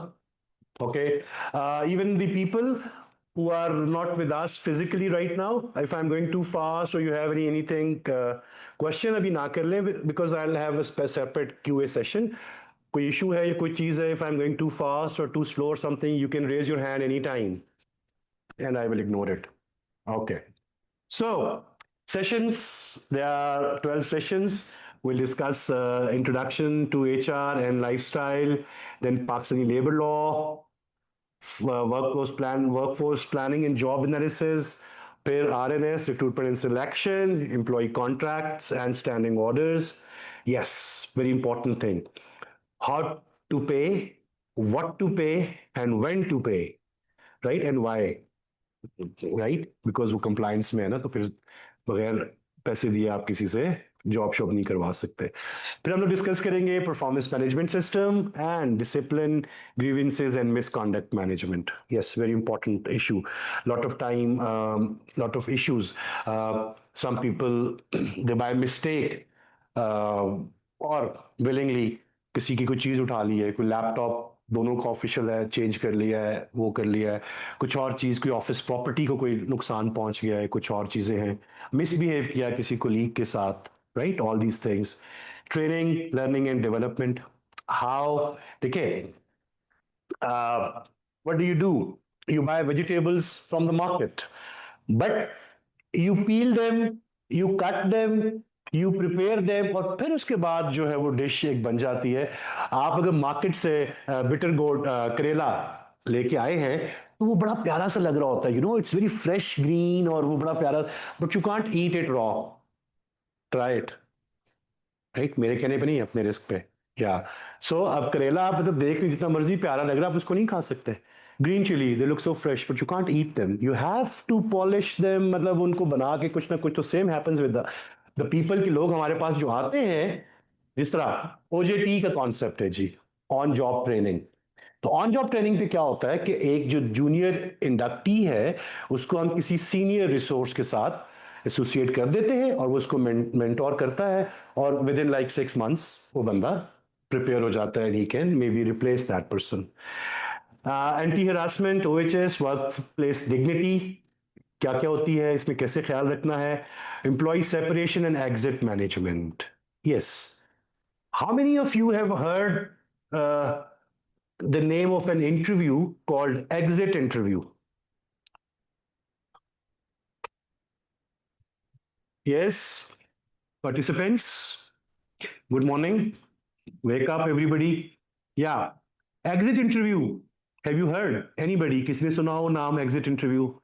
Yes, Miss Hajra, you are. Please unmute yourself. जी sir. जी मुनीब। जी sir, बिल्कुल। Exit interview होता है जब employ कोई resign करता है, उसके लास्ट वर्किंग डे या फिर। मुनीब, आप जी सर। थोड़ा सा माइक पीछे कर लेते हैं. It's too close to your face to mouth. जी सर, आप ठीक है sir? Yes, it's much better now. जी. जी सर, एग्जिट इंटरव्यू होता है जब कोई एम्प्लॉय रिजाइन करता है, उसके लास्ट वर्किंग डे पे हम उससे कुछ क्वेश्चंस करते हैं। लाइक आपने रिजाइन क्यों किया है, आपकी क्या रीजन था, एनवायरनमेंट का कोई इशू है, सैलरी का कोई इशू है, आपकी सैलरी जो है आपके डिजायर के मुताबिक है। इस तरह की चीजें हम क्वेश्चन उससे करते हैं। एक फॉर्म होता है, उस पर हम फीडबैक उसका लेते हैं एम्प्लॉय का। Very good, very good. और हमें क्यों हमें मतलब why should do you think we should do exit interview? Sir मेरे ख्याल से करना चाहिए, क्योंकि इससे पता चलता है आपकी ऑर्गेनाइजेशन कहाँ पे स्टैंड कर रही है, एम्प्लॉयज कितने सेटिस्फाइड हैं आपकी ठीक हो जो गया. है Muneeb, let's give Hassan a chance to reply, please. Ji Hasan. Hello, am I audible? Yes, you are. Because इससे हमें ये पता लगता है कि एम्प्लॉई के कंसर्न का है, वाई डी डज ही और हर लेफ्ट, और अगर उसमें वाकई ही वो जो उसके कंसर्न्स हैं जिसकी वजह से उसने जॉब स्विच करना की है या चेंज कर रहा है वो, तो उससे हमें गेज हो जाएगा कि अगर उसकी कोई डिसएंगेजमेंट थी, डिससेटिस्फैक्शन थी, तो कोई ऐसे वाकई एरिया ऑफ कंसर्न है ऑर्गेनाइजेशन के लिए जिसको वो करेक्टिव एक्शन लेकर दुरुस्त कर सके. Excellent, very good, Hassan. Motorola, somebody जिनका फोन मोटरोला है, he or she has raised hands. अच्छा, very good Hassan and Munib, thank you for your answers. एक वजह और भी होती है कि इट इज नॉट नेसेसरी कि जो रीजन रेजिग्नेशन लेटर में लिखी हुई है वही रियल रीजन हो जॉब छोड़ने की. मतलब may be there is a female employ and she is just uncomfortable at the in the office because of somebody, but she doesn't want to launch a complaint about harassment. Because ये भी हमारे यहाँ जरा taboo बन जाता है ना. एक अगर फीमेल भी हरासमेंट की कंप्लेन अगर कर रही है तो वो भी मतलब वही इसको हरास किया, इसको हरास किया, ये हुआ वो हुआ, तो वो भी एक टैबू बन जाता है. तो इस वजह से lot of females they do not want to launch a complaint. तो वहां पे वो शायद कोई गोल मोल लिख दें कि बिकॉज ऑफ हेल्थ कंसर्न्स और because the family is moving abroad और समथिंग, कोई भी वो उसमें फेक रीजन लिख दें. Because the resignation is an official document, it's a legal document, and it becomes a part of your file, and it will remain there with that organization till maybe क़यामत तक, right? तो वहां पे रहना है. तो इसलिए that's why we conduct exit interviews over there. Exit management, it's very very important, right? I was working with NAST और नास्ट बिजनेस स्कूल के अंदर, और हमारा एक इंस्टीट्यूट है नास्ट इंस्टीट्यूट ऑफ सिविल इंजीनियरिंग. तो वहाँ पे जो कोई साहब आए एज अ प्रिंसिपल, तो ही वाज रिटायर्ड ब्रिगेडियर साहब थे कोई.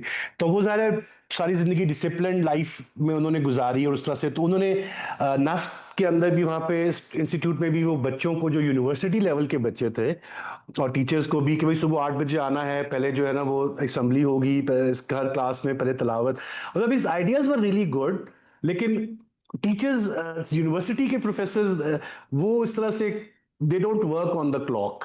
वो शायद हो सकता है रात को 2 बजे तक बैठे हुए कोई रिसर्च पेपर लिख रहे हैं, सब कुछ कर रहे हैं, तो फिर वो सुबह किधर पहुंच सकते हैं टाइम पे.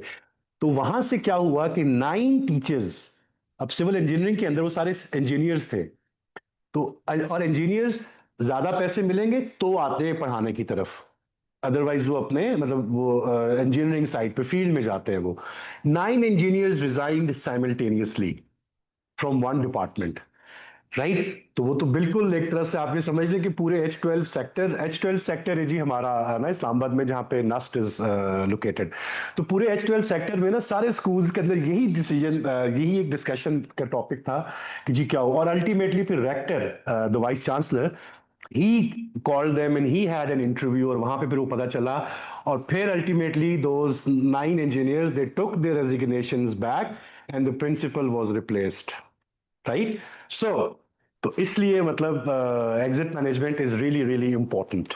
फिर आपकी HR policies, employ handbooks, HR information systems, ये भी मैं सिर्फ इनको गो थ्रू कर रहा हूँ डिटेल में, फिर हम लोग आपको इसके बारे में we will guide you about that. And the last week के अंदर we'll have the revision of everything, और फिर we'll have a small exam here. Okay, now I will tell you some modules, right? And I'll quickly go through them. iPhone has a query. Okay, yes, please. Yes, iPhone. आप अपने आप को unmute कर सकते हैं। जी अस्सलाम वालेकुम sir. वालेकुम अस्सलाम। This is Ayaz Ali from Islamabad. Sir ये एग्जैक्ट इंटरव्यू के हवाले से जो डिस्कशन हो रही थी कि मेरा इस हवाले से एक छोटा सा क्वेश्चन था कि ऐसा ऑर्गेनाइजेशन क्यों करती है या इम्प्रूवमेंट क्यों लाती है at the cost of employees, वो करता है at the cost of employees resignation, ऐसा क्यों होता है? Exactly. बिल्कुल। Thank you, Ayaz. Thank you for such a good question. Okay. होता इसमें ये है कि देखिए, अब बहुत सी चीजें होती हैं, employees they don't bring the complaints forward, लोगों के पास नहीं लेके आते, मैनेजमेंट के पास जो ना वो कंप्लेंट्स नहीं लेके। अच्छा, हर रेजिग्नेशन मतलब ये नहीं है कि वो उसमें कोई गलत रीजन लिखी होगी या उल्टी reason, some resignations are genuine, right. और उससे पता ये चल रहा होता है कि हम समझ रहे थे कि हर चीज सही चल रही है, वो क्या कहते हैं कि surface is like calm, right. तो काम सर्फेसेस जो है ना वो they are not peaceful. Calm surfaces mean some storm is hiding underneath. तो इसलिए yes Ayaz, organisations unfortunately learn the hard way. अब वो जाहिर है, जो एम्प्लॉई रिजाइन करके जा रहा है उसको हमने ऑनबोर्ड किया, उसको हमने ट्रेन किया, उसको हमने 6 महीने साल तक रखा, सारे रिसोर्सेज प्रोवाइड किए। अब जब वो काम करने के काबिल हो गया, सही, राइट। हाँ, मतलब वो मार्केटिंग की टर्म में हम कहते हैं कैश काउ। कैश काउ एक ऐसी प्रोडक्ट होती है कि जिसके ऊपर आपको ज्यादा इन्वेस्ट नहीं करना है और वो सिर्फ आपको जो है वो आउटपुट दे रही होती है। जब वो कैश काउ बना तो ऑर्गेनाइजेशन से निकल गया। तो yes, the problem is only because of sometimes employees को पता ही नहीं होता कि हमारा कंप्लेंट का चैनल भी है ये वाला, हमें यहाँ पे कंप्लेंट करनी थी इस चीज के लिए, राइट। तो इस वजह से जो है वो लोग they would go for that and we need to manage the things. चले, एक बंदा चला गया ना अयाज, एक बंदा मतलब वो रिजाइन करके चला गया, तो एटलीस्ट उससे सीख के हमने बाकी जो 175 लोग हैं उनकी अगर हमने लाइफ को इजी कर लिया है, तो आई थिंक वो फिर उसकी एक वो, we won't call it a cost, we would call it sacrifice of that employee, right. Okay, हम इसमें जनाब introduction to HR and HR life cycle, इसको हम विल डिस्कस इट। इसके अंदर मैं सिर्फ टॉपिक्स जो कवर्ड हैं towards the right side of the slide अगर आप देखें, we'll discuss what is HRM, its definition, evolution। अच्छा, क्वेटा टीज एंड टीज, या जो इतने सारे क्वेटा चाय के ढाबे शाबे खुले हुए हैं, आपको क्या ख्याल है वहां पे भी कोई एचआर, कोई हो रहा है, ह्यूमन रिसोर्स मैनेजमेंट या कोई चीज? पिज्जा नहीं हो रही? यस, वहां पे भी हो रही है, लेकिन वो उसने कोई एचआर पॉलिसी नहीं बनाई हुई है उसकी। मतलब वो पता है कि भाई जो काम है, मतलब जो कुक है उसको उस मालिक ने उसको बताया है, इट्स लाइक सोल प्रोप्राइटरशिप।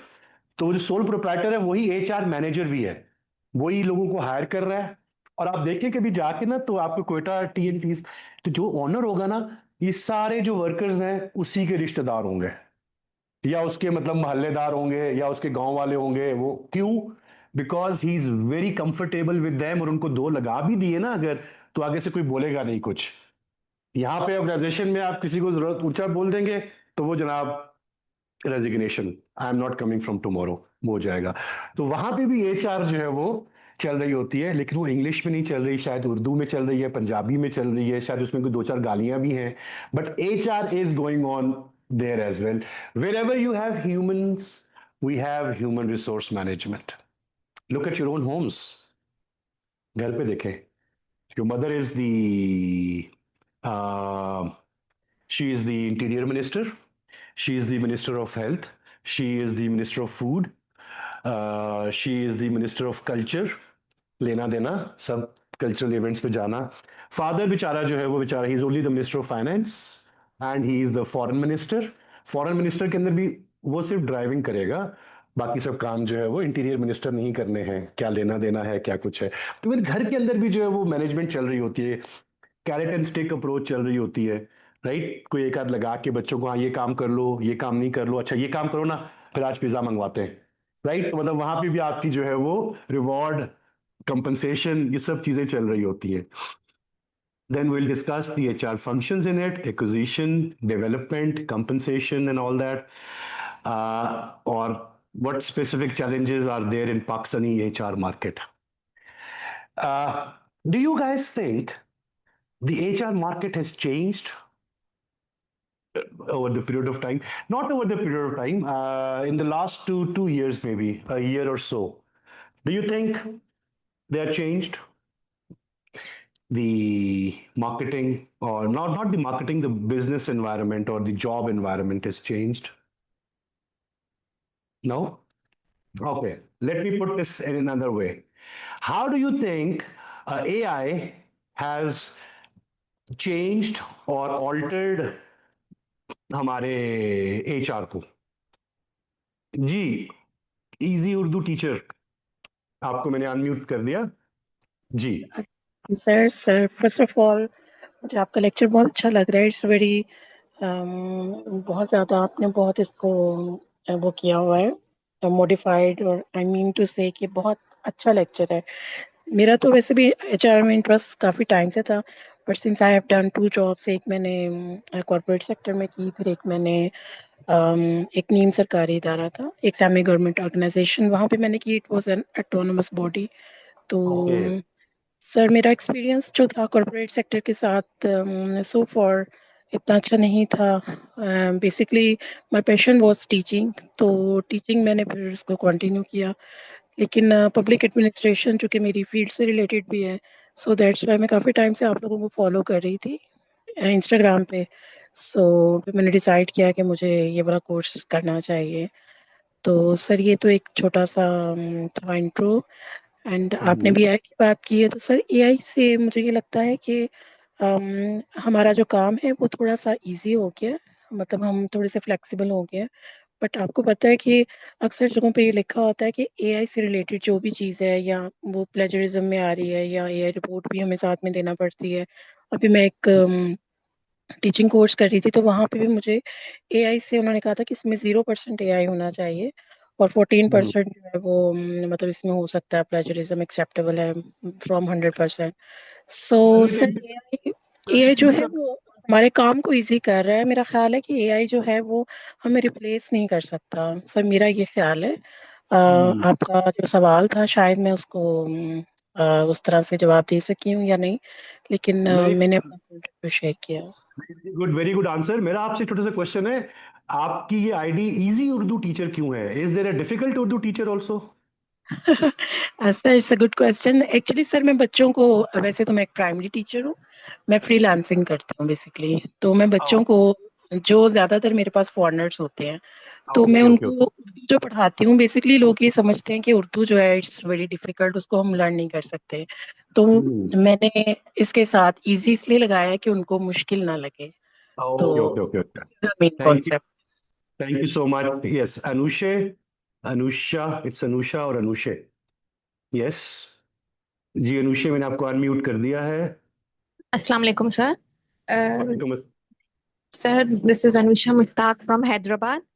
मेरा अस्सलाम। क्वेश्चन एक सिंपल सा ये है कि जो अभी तक आपने इंट्रो दिया है इन सब चीज़ों का, आई एम एमबीए एचआर, तो मैंने ये तमाम चीजें जो हैं अपने कोर्स में मल्टीपल टाइम्स पढ़ी है। लाइक एक कोर्स दूसरे कोर्स का प्री रेक्विजिट होता है, तो फिर उसके लिए आपको पहले वो सारे रिवाइज होता है, एक दूसरे से लिंक हैं, एचआर के कोर्सेज हैं, इतने सारे कॉन्सेप्ट्स उसके ऐसे हैं। तो ये सब चीजें मैं वो पढ़ चुकी हूँ। अब जब मैं ये कोर्सेज चीजें कवर्ड में देख रही हूँ, so I am a little worried कि अगर मैं ये कोर्स लेती हूँ, so how this course can be different from that already जो मैं पढ़ चुकी हूँ वो सारी चीजें। क्योंकि मेरा जो मेन मोटिव है वो कोर्सेज करने का, वो ये चीज है कि जिस तरीके से हम प्रैक्टिकल फील्ड आते हैं और वहां जाके ये चीजें हमें फेस करनी पड़ती हैं कि आपको सॉफ्टवेयर कौन से आते हैं, प्रैक्टिकल आपका एक्सपीरियंस क्या है।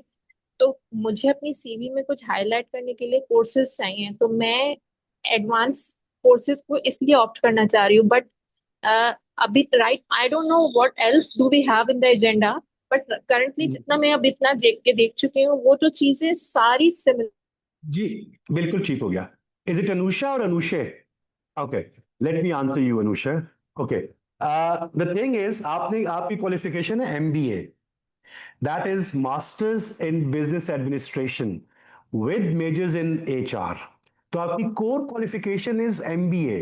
कोर क्वालिफिकेशन आपने मास्टर्स इन एचआर नहीं किया हुआ है, नंबर वन. नंबर टू, आपने एचआर की बुक किसकी पढ़ी है? या डिसेंजो की पढ़ी होगी, या आपने गैरी डेजलर की बुक पढ़ी होगी एचआर के अंदर. तो अगर आप उस पर देखें तो सब एग्जांपल्स अमेरिकन कंपनीज की हैं.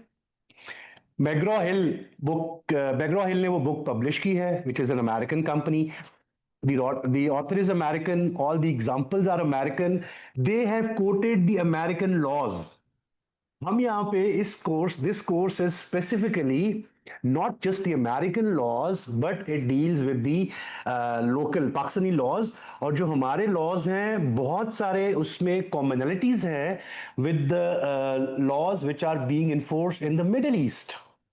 राइट तो ये आपको सर्टिफाइड जो HRP है, सर्टिफाइड ह्यूमन रिसोर्स प्रोफेशनल का जो कोर्स है, ये आपको बच्चे this will give you a specialised training. वो चीजें जो टॉपिक्स है ना, टॉपिक्स तो आपको वही लग रहा होगा कि किसी HR की बुक का टेबल ऑफ कंटेंट्स है. अब जाहिर है ट्रेनिंग एंड डेवलपमेंट है, तो उसमें हमने ट्रेनिंग एंड डेवलपमेंट ही पढ़ाना है. लेकिन यहाँ पे सिर्फ वहां पे आपने सब्जेक्ट के तौर पे पढ़ा ना. आपने एचआर में स्पेशलाइजेशन की है, इसका मतलब है कि आपने 5 या 6 कोर्सेज, मतलब 15 और 18 क्रेडिट आवर्स आपने पढ़े होंगे एचआर के कोर्सेज के. ठीक है, तो अब यहाँ पे टॉपिक्स आपने एग्जिट मैनेजमेंट नहीं पढ़ा होगा वहां पे. यहाँ पे हमारा एग्जिट मैनेजमेंट भी है. वहां पे आपने ईआरपी नहीं पढ़ा होगा. यहाँ पे हमारा ईआरपी नेक्स्ट जो हम यूज कर रहे हैं वो सारा कुछ इसके अंदर होगा. तो this course will give you more specialized knowledge of HR. I hope I have answered your question. जी Irza Iqbal, yes, I have unmuted you. Assalamu alaikum, sir. First, I want to say that जो भी आपने concepts वगैरह समझाए, it was too good. और I just wanted to tell you कि मैं जो हूँ अभी मैं फ्रेशली ग्रेजुएट हूँ, और जो मेरी स्पेशलाइजेशन है that was in marketing. Although मुझे इसमें बिल्कुल इंटरेस्ट नहीं था, बट यूनिवर्सिटी में क्योंकि जो क्लास में बच्चे थे वो इतने ज़्यादा एचआर की साइड पे जा नहीं रहे थे, तो definitely we have to go for marketing.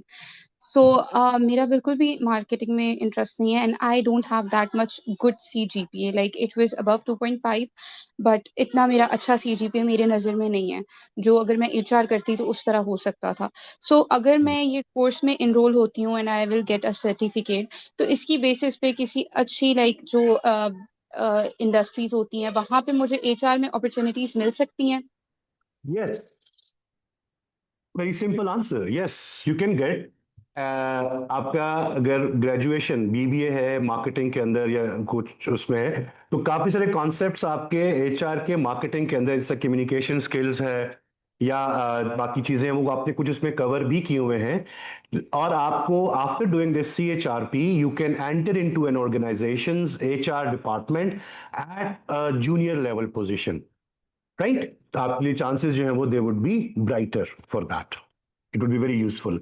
I take one more question. जी सैमसंग A065F, आपको मैंने अनम्यूट कर दिया है.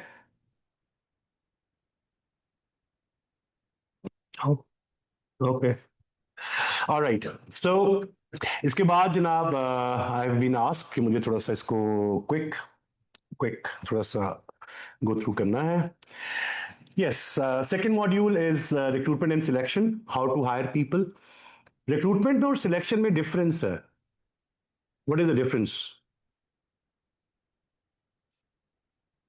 Any idea?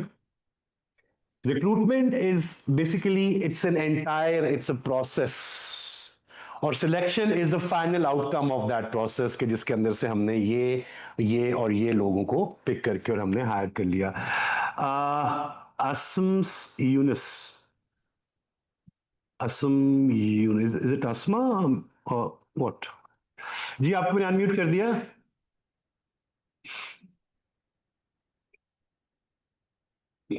Yes, okay, right, we can answer later on. Recruitment and selection के अंदर हम डिस्कस कर लेंगे व्हाट आर द एडवांटेजेस. और इंटरनल होना चाहिए, लोगों को हायर करना चाहिए, बाहर से लोगों को लेके आना चाहिए, किसी थर्ड पार्टी को दे दें कि वो रिक्रूटमेंट करके और हमें बंदे कोई हायर करके हमें दे दें. जैसे बहुत सी कंपनीज, बहुत सारे बैंक्स ने बैंक अल फलाह का एमटीओज के लिए हर साल जो उनकी इनटेक होती है तो they have given the contract to IBA Karachi does everything for them. वो उनके लिए रिक्रूटमेंट सीवीज भी करता है, टेस्ट भी कंडक्ट करता है और एंड पे इनको 100 चाहिए अगर एमटीओज तो उनको 150 की लिस्ट प्रोवाइड कर देता है. ये फिर सिर्फ फाइनल इंटरव्यू करके उसमें से they would hire that, right. And then our other thing is compensation, benefit and salary structure. किस तरह से है, किस तरह से हमने सैलरी वगैरह को कैलकुलेट करना है and everything, how are we going to do that. फिर उसके बाद हमारे discipline, grievances and misconduct management, क्या इश्यूज हैं, क्या प्रॉब्लम्स हैं, राइट. लोगों की ग्रीवेंसेस होती हैं, मतलब आपकी मेरी लड़ाई हो गई, right. I am a Sindhi, right, and there is another Pashto speaker, हम दोनों के आपस में जो है वो कोई लड़ाई हो गई, तो मैं उसके साथ काम नहीं करना चाहता, वो मेरे साथ काम नहीं करना चाहता, तो how are we going to manage that. जी मरियम. अस्सलाम वालेकुम सर. वालेकुम अस्सलाम बच्चे. सर मेरा एक क्वेश्चन है कि लाइक हम बिजनेसेस जो होते हैं, फैमिली बिजनेसेस जो होते हैं मोस्टली, उसमें ये होता है कि ओनर की ही एक अथॉरिटी रहती है कि अगर लाइक एचआर का अलग डिपार्टमेंट है भी तो वो ओनर की ज्यादा इन्वॉल्वमेंट रहती है. लाइक सैलरी, उसमें भी सैलरी कंपोजिशन में भी उनको ये होता है कि अगर हमारी एसएमईज हैं तो उसमें हमारे अकॉर्डिंग बजट रहे, चाहे एम्प्लॉय जो है वो उसका जो स्टेटस है वो ज्यादा है और उसको उसके अकॉर्डिंग सैलरी मिलनी चाहिए. और ये कॉन्फ्लिक्ट्स होते हैं फैमिली बिजनेसेस में जहाँ पे ओनर जो है वो इन्वॉल्व रहता है एचआर की चीजों में और वो इंडिविजुअली एचआर को इम्प्लीमेंट नहीं करने दे रहे होते हैं उनकी पॉलिसीज. तो इसके अकॉर्डिंग हमारे पास कोई सोल्यूशन है इसमें? जी, very good question. Yes, I am really happy. बड़े इंटेलिजेंट किस्म के बड़े अच्छे अच्छे क्वेश्चंस आ रहे हैं. यस, देखिए जो फैमिली बिजनेसेस होते हैं ना उसमें इन्वॉल्वमेंट जो ओनर की है वो इट्स नॉट जस्ट मनी, वहां पे इमोशनल इन्वॉल्वमेंट भी होती है. They take their business as their baby, as their child, तो उसको पैम्पर करके और फिर साथ साथ जो है वो लेके उसको चल रहे होते हैं. तो अगर वो एचआर मैनेजमेंट नहीं कर रहे हैं, अगर वो प्रॉपर एचआर, अब देखिए सेवर का नाम सुना होगा आपने, ये शायद कराची के हैं, उस साइड के लोगों ने नहीं सुना होगा. सेवर एक बहुत बड़ा ब्रांड है पुलाव का, यहाँ पे इस्लामाबाद में, पिंडी में, सॉरी, पे इस्लामाबाद में भी है. वो एक रेड़ी से शुरू हुआ. उस बंदे ने एक रेड़ी के ऊपर देगचा पुलाव का रख के और वहां से बनाना शुरू कर दिया.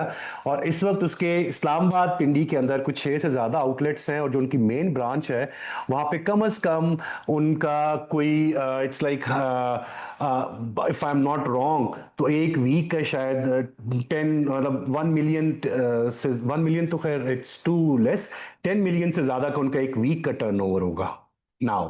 तो है वो भी फैमिली बिजनेस ही, राइट. तो वहां पे लेकिन जब आप जैसे जैसे एक्सपैंड कर रहे हैं, 2 बंदे हैं तो कोई मसला नहीं है, लेकिन जब 200 बंदे हो रहे हैं या 20 बंदे हो रहे हैं, अगर आप उसमें लोगों को नहीं इनकॉर्पोरेट कर रहे प्रॉपर एचआर की चीजें, तो वहां पे फिर it is your own loss कि आपके ट्रेन किए हुए बंदे they would leave and they would go to the better opportunities. तो वहां पे ये आपके लिए प्रॉब्लम बन जाएगा. तो उसके लिए फिर ये है कि जो ओनर है, जो सीईओ है, उसको अपनी जो इमोशनल साइड है वो थोड़ा अलग रख के और प्रोफेशनल साइड को ज्यादा हाईलाइट करना होता है। सो डिसिप्लिन, मिसकंडक्ट वगैरह, फिर उसके बाद ट्रेनिंग, डेवलपमेंट, एम्प्लॉयज की कॉन्टिन्यूस ट्रेनिंग हो रही होती है, राइट, उनकी इंप्रूवमेंट के लिए, चीज़ों के बेहतर करने के लिए, that we can do in that. किस तरह से TNAs हम बनाते हैं, ट्रेनिंग नीड एनालिसिस, उसके accordingly how to work in that, and employee separation, exit management, I told you already. All right. Yes, I'll take this last question, then I will invite Mr. Yes, Hassan, your mic is unmuted. Hassan, sorry, I muted it. आप दोबारा से unmute करें इसको. Okay, Yes. can you hear me, sir? Yes, you're audible now. Okay. अस्सलाम वालेकुम first of all मैं थोड़ा late में ज्वाइन किया तो शुरू का मेरा थोड़ा सा लेक्चर निकल गया. I was on the way, so I on purpose didn't join because I was driving. Well my question regarding HR is कि HR की जो हम बुक्स पढ़ के जब तक हम कॉर्पोरेट में गए तो वहाँ पे बहुत सारी केस स्टडीज और सारी चीज़ें होती थी, लेकिन जब हम प्रैक्टिकली जब उसमें गए सिनेरियो में तो वहाँ पे वो सब चीज़ें नज़र नहीं आती. ऐसा लगता है कि HR एग्जिस्ट ही नहीं करता. और दूसरा मेरा क्वेश्चन ये है कि जब अप्रेजल्स का टाइम आता है तो उस वक्त परफॉर्मेंस मेजरमेंट के क्या टूल्स होते हैं जो HR जो है वो यूज़ करता है, क्योंकि अप्रेजल के वक्त जो है सारी नेगेटिव चीज़ें ही पॉइंट आउट हो जाती हैं. आप हजार चीज़ें करें, सही और एक गलत हो जाए तो उस पर ठंडा पानी डाल दिया जाता है. तो मुझे ये बताइए कि HR के जो टूल्स हैं परफॉर्मेंस मेजरमेंट के वो कौन से होते हैं और किस तरह हमें उसमें किस तरह हम परफॉर्म करें जो कि पॉजिटिव या गुड बुक्स में कह लें या पॉजिटिव उसमें आके जो हमारा अप्रेजल्स हैं वो अकॉर्डिंगली हो जाए. बहुत अच्छा ना हो लेकिन एक अकॉर्डिंगली हो जाए. तो प्लीज सर इस पर थोड़ी सी रोशनी डाल दीजिए. I will definitely. और मुझे लगता है कि हसन आपका भी रिसेंट कोई जो है ना वो एनुअल इंक्रीमेंट वगैरह कोई लगना था या कोई अप्रेजल होना था या ऐसा कुछ. ओके, पहली बात तो ये कि देखिए जो बुक्स के अंदर लिखा होता है ना, जो टेक्स्ट में इंफॉर्मेशन हमारे पास होती है, that is the ideal situation, that is the perfect thing that it should be there, right? अब बुक्स के अंदर आप अकाउंटिंग की बुक्स अगर आपने पढ़ी हैं, मिग्स एंड मिग्स की books is a standard double accounting double entry system जो बुक कीपिंग है, मिग्स एंड मिग्स का is the standard of that, हर जगह वही पढ़ाई जाती है. ऑर्गेनाइजेशंस के अंदर अभी मिग्स एंड मिग्स या अभी अकाउंटिंग सारी की सारी एक्सेल के ऊपर और ऑडो और वो जीरो और इन सब के ऊपर चल रही होती है. वो बिल्कुल डिफरेंट हो चुकी है, राइट? तो यस, एक तो हमारे यहाँ फिर हमारे यहाँ ना पार्शियल इंप्लीमेंटेशन का है. जब जरूरत होगी जुगाड़, राइट, कि कोई एक चीज रिप्लेस नहीं करनी, उसको जुगाड़ लगा लो, रबर बैंड लगा लो, टेप लगा लो, जब तक वो चल जाता है 2 हफ्ते और फिर उसके बाद रिप्लेस कर लेंगे. तो वहां पे फिर ये होता है कि वो जो चीज जब जरूरत पड़ रही है उसको उस वक्त इंप्लीमेंट कर रहे हैं. एक तो ये प्रॉब्लम होता है. सेकेंडली, परफॉर्मेंस अप्रेजल के अंदर अभी it is 360 degrees performance appraisal method working. और 360 डिग्रीज के अंदर ना वो एनुअल नहीं है आपके परफॉर्मेंस टारगेट्स. 360 डिग्रीज में आपके क्वार्टरली टारगेट्स हैं, आपके मंथली टारगेट्स हैं, इवन वीकली टारगेट्स हैं. तो the moment that is being achieve तो आप भी पिक्चर में होते हो कि आपको पता है कि आपने ये चीज अचीव कर ली, ये इतना जो है वो इसके अंदर रह गया. और फिर जो इसकी सबसे बड़ी वो एक मेरे नजदीक प्रॉब्लम होती है, मैं ये कहता हूं कि भाई जंगल में मोर नाचा किसने देखा, राइट? अगर आपने अच्छा काम किया है, कोई आपने टारगेट अचीव किया है, सबको बताएं, अपना स्टेटस लगाएं. एवरीबॉडी शुड नो कि यस, मंसूर ने आज जो है ना वो उसने इस हफ्ते में 3 नए अकाउंट्स खुलवाने थे और मंसूर ने जनाब 10 अकाउंट्स खुलवा लिए. बेशक पिछले 3 हफ्ते में एक खुलवा रहा है राइट, लेकिन इस दफा जब वो टारगेट अचीव कर लिया over and above, tell everybody. मैं तो मस्जिद में ऐलान कराना चाहिए आपको कि भाई मैं जो है ना वो आई एम अ गुड एम्प्लॉई. मैंने ये तो क्योंकि जो दिखता है वो बिकता है, राइट? तो इसलिए ऑल्दो मतलब वो अच्छा नहीं भी लगता है कि बताए यार मैंने ये काम कर लिया, तो उसी की तो तनख्वाह ले रहे हैं ना, तो लेकिन उसमें ये होता है कि if you keep on telling them, तो फिर you are in their good books, आहिस्ता आहिस्ता जो है वो आ जाते हैं। और कभी कभी हसन बॉस के ना कपड़ों के कलर की तारीफ कर दिया करें, बड़ा बड़ा इम्पैक्ट होता है उससे। ठीक है, यस। जी Saba, yo you have a question, मैंने आपको अनम्यूट कर दिया। यस सबा, आपकी आवाज नहीं आ रही। Okay, I think there is something wrong with Saba's mic. Hamza Munawar. अस्सलाम वालेकुम सर। वालेकुम सर अस्सलाम फर्स्ट हमजा। ऑफ ऑल मैं आपका ये जो वे ऑफ लर्निंग है, वे ऑफ टीचिंग है सॉरी, बहुत इंटरेस्टिंग और अट्रैक्टिव है। तो बहुत अच्छे से चीज़ें समझ आ रही हैं। मेनली मैं एक चीज़ पूछना चाह रहा था कि इसमें हमें आप अप्रेंटिसशिप एक्ट भी पढ़ाएंगे या सिर्फ जो फैक्ट्रीज एक्ट 1934 है वही कवर होगा? और जी दूसरा चीज़ मैं ये सर मैं साथ ये भी पूछना चाह रहा था कि आप ईआरपी का बता रहे थे कि उसका भी सिखाएंगे, तो वो हमें कुछ सॉफ्टवेयर ईआरपी का इंस्टॉल करवाएंगे या जस्ट वो आप थ्योरी ही हमें उसकी पढ़ाएंगे? हमजा, मैं आपके सिर्फ पहले कमेंट का थैंक यू करता हूं कि you complimented the way of teaching. अब ये जो दो क्वेश्चंस आपने पूछे ना बच्चे, ये दोनों जी। क्वेश्चंस दूसरे मेंटोर्स जो हैं वो मुझे बता रहे हैं कि यस अप्रेंटिसशिप एक्ट भी पढ़ेंगे, और दूसरे ईआरपी वाले जो आईटी जिन्होंने पढ़ाना है वो भी आपको, he will be here like in next 2 minutes इंशाल्लाह, तो आपको बता देते हैं। ठीक है, चलिए, thank you sir, thank you. No worries. Lower your hand please. जी iPhone. Hello, hello. Am I audible sir? Yes you are audible. Sir मेरे छोटे से दो क्वेश्चंस है। एक, जो आपने पहले इस परफॉर्मेंस मैनेजमेंट सिस्टम से पहले आपने ट्रेनिंग नीड्स असेसमेंट का कुछ बताया हमें, तो इसकी ट्रेनिंग नीड्स असेसमेंट की हमें बाद में क्यों जरूरत पड़ती है, जबकि हमने जब एचआर के थ्रू लोग अच्छे से लोग जो है ना कॉम्पिटेंट लोग हायर कर दिए हैं, तो उसकी जी जरूरत है ऑर्गेनाइजेशन को है या हम एम्प्लॉय डेवलपमेंट के लिए जो कैरियर डेवलपमेंट के लिए काम कर रहे होते हैं? एक क्वेश्चन ये है। और दूसरा ये है कि पीएमएस के साथ है जो की परफॉर्मेंस इंडिकेटर्स होते हैं, तो ये इनका कोई आपस में कोई है मैच फैक्टर है? और ये क्यों जरूरी है? केपीआई जो हमें पता भी चलता है मगर उस पर काम कोई नहीं करता, इसकी वजह क्या है सर?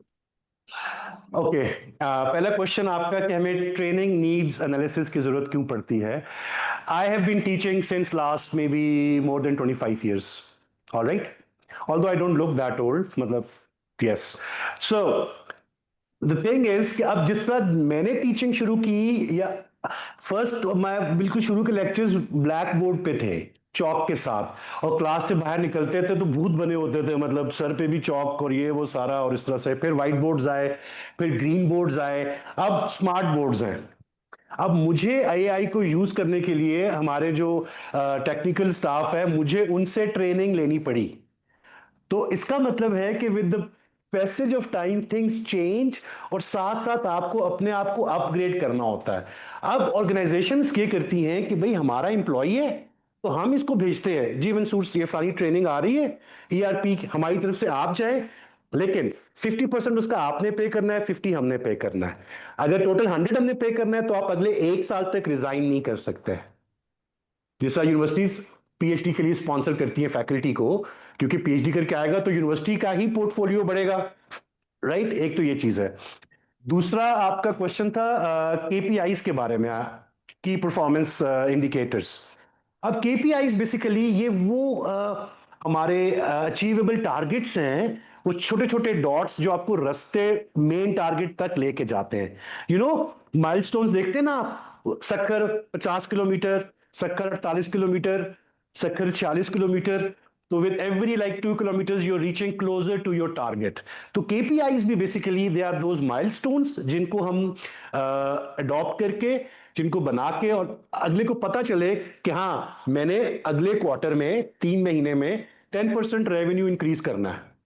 वो कर लिया उसने, तो इसका मतलब है वो एक स्टेप ऊपर हो गया, फिर एक स्टेप ऊपर हो गया। तो केपीआईज हम लोग बनाते इसलिए नहीं है कि हमने अनफॉर्चुनेटली ना प्रॉपर एचआर सिस्टम को इंप्लीमेंट नहीं किया हुआ होता। That is the major problem. Okay, so right, इसके बाद जी परफॉर्मेंस मैनेजमेंट सिस्टम्स हमने डिस्कस कर लिए। Alright, now I would request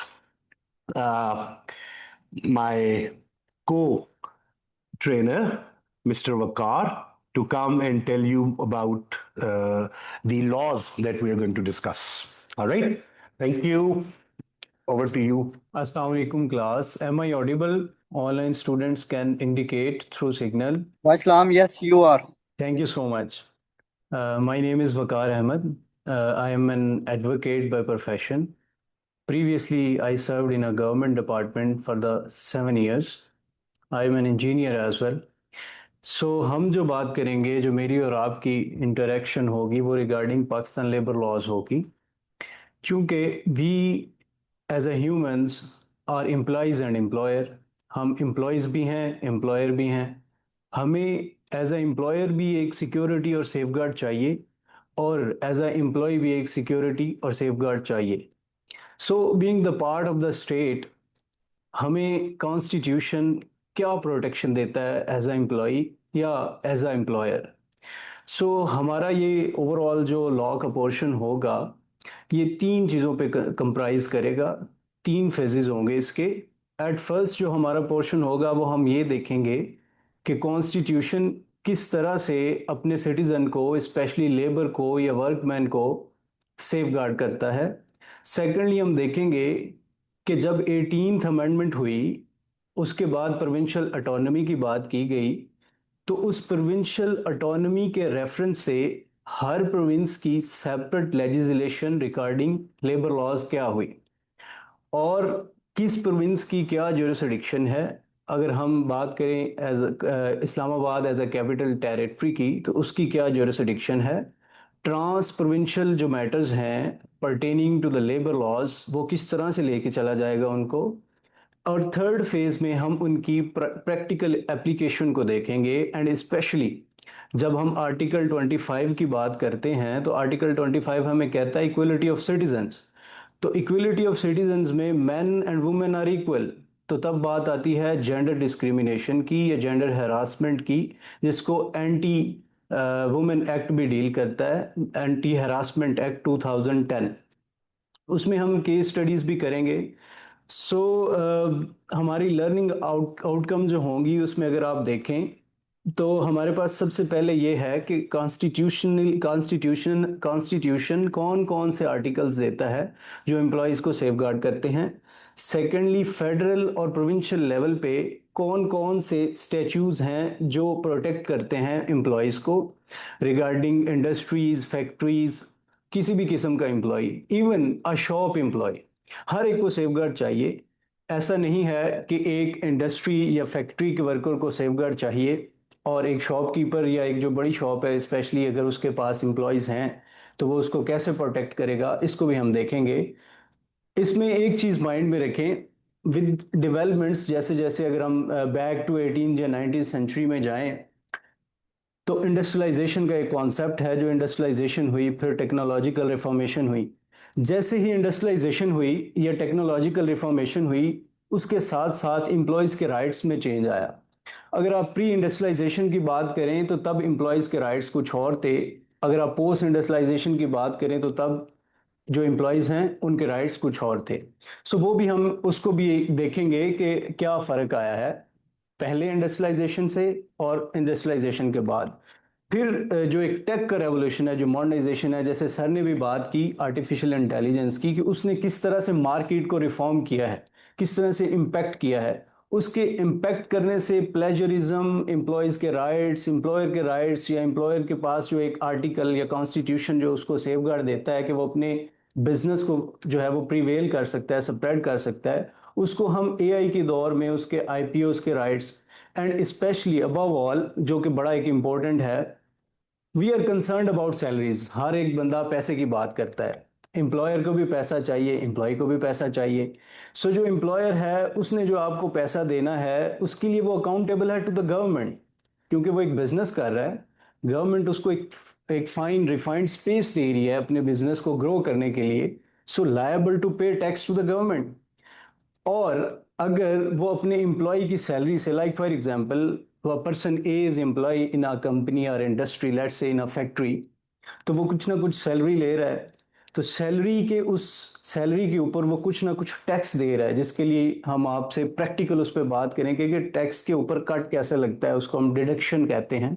so deduction कैसे होती है, तो वो भी देखेंगे। उसमें आपके जो राइट्स हैं वो कैसे वायलेट होते हैं उनको भी देखेंगे, और प्रैक्टिकली हम एक इसकी प्रैक्टिकल एप्लीकेशन लेके चलेंगे। जो भी हमारे पास लॉज हैं, जो भी एम्प्लॉय के राइट हैं, जो भी एम्प्लॉय के राइट्स हैं, सबको लॉज के अंडर देखेंगे, और स्पेशली इसमें केस स्टडीज भी होंगी। मूविंग फॉरवर्ड अगर हम देखें तो हमारे पास है क्या क्या जो हमने देखना है। सबसे पहले तो आप देखें कि हमारे पास है west Pakistan standing orders ordinance 1968, जिसमें वो बताता है कि एक इंडस्ट्री कितने वर्कर्स पे कंप्राइज करती है, एम्प्लॉयज़ की कैटेगरी क्या होगी, एम्प्लॉयज़ की रिक्रूटमेंट कैसे होगी, किस किस बेसिस पे होगी, और एम्प्लॉयज़ की ड्यूटीज़ क्या होंगी। So one by one we will discuss everything, और इस ऑर्डिनेंस की एप्लीकेबिलिटी कहाँ है स्पेशली। बाकी वन बाय वन हमने लॉ की बात की। इसके बाद हम आ जाते हैं, ये एक बड़ा एक इम्पोर्टेंट और रियल एस्पेक्ट है आज के दिन का, because now days women are free. Constitution भी कहता है, हमारा जो हमारे प्रोविंशियल स्टैचूज हैं वो भी प्रोटेक्ट करते हैं वुमेन राइट्स को, हरासमेंट को, and specially we are the binding to the UN, United Nations. तो यूनाइटेड नेशंस भी प्रोटेक्ट करता है वुमेन राइट्स को। तो ये एक चैलेंज भी है। अगर हमारी सोसाइटी को देखा जाए तो society is not that much groomed. So जब सोसाइटी इंटरमिंगल करती है एक वर्क प्लेस पे, को वर्किंग प्लेस होती है, तो वहाँ पे ऑब्वियसली चैलेंजेस आते हैं।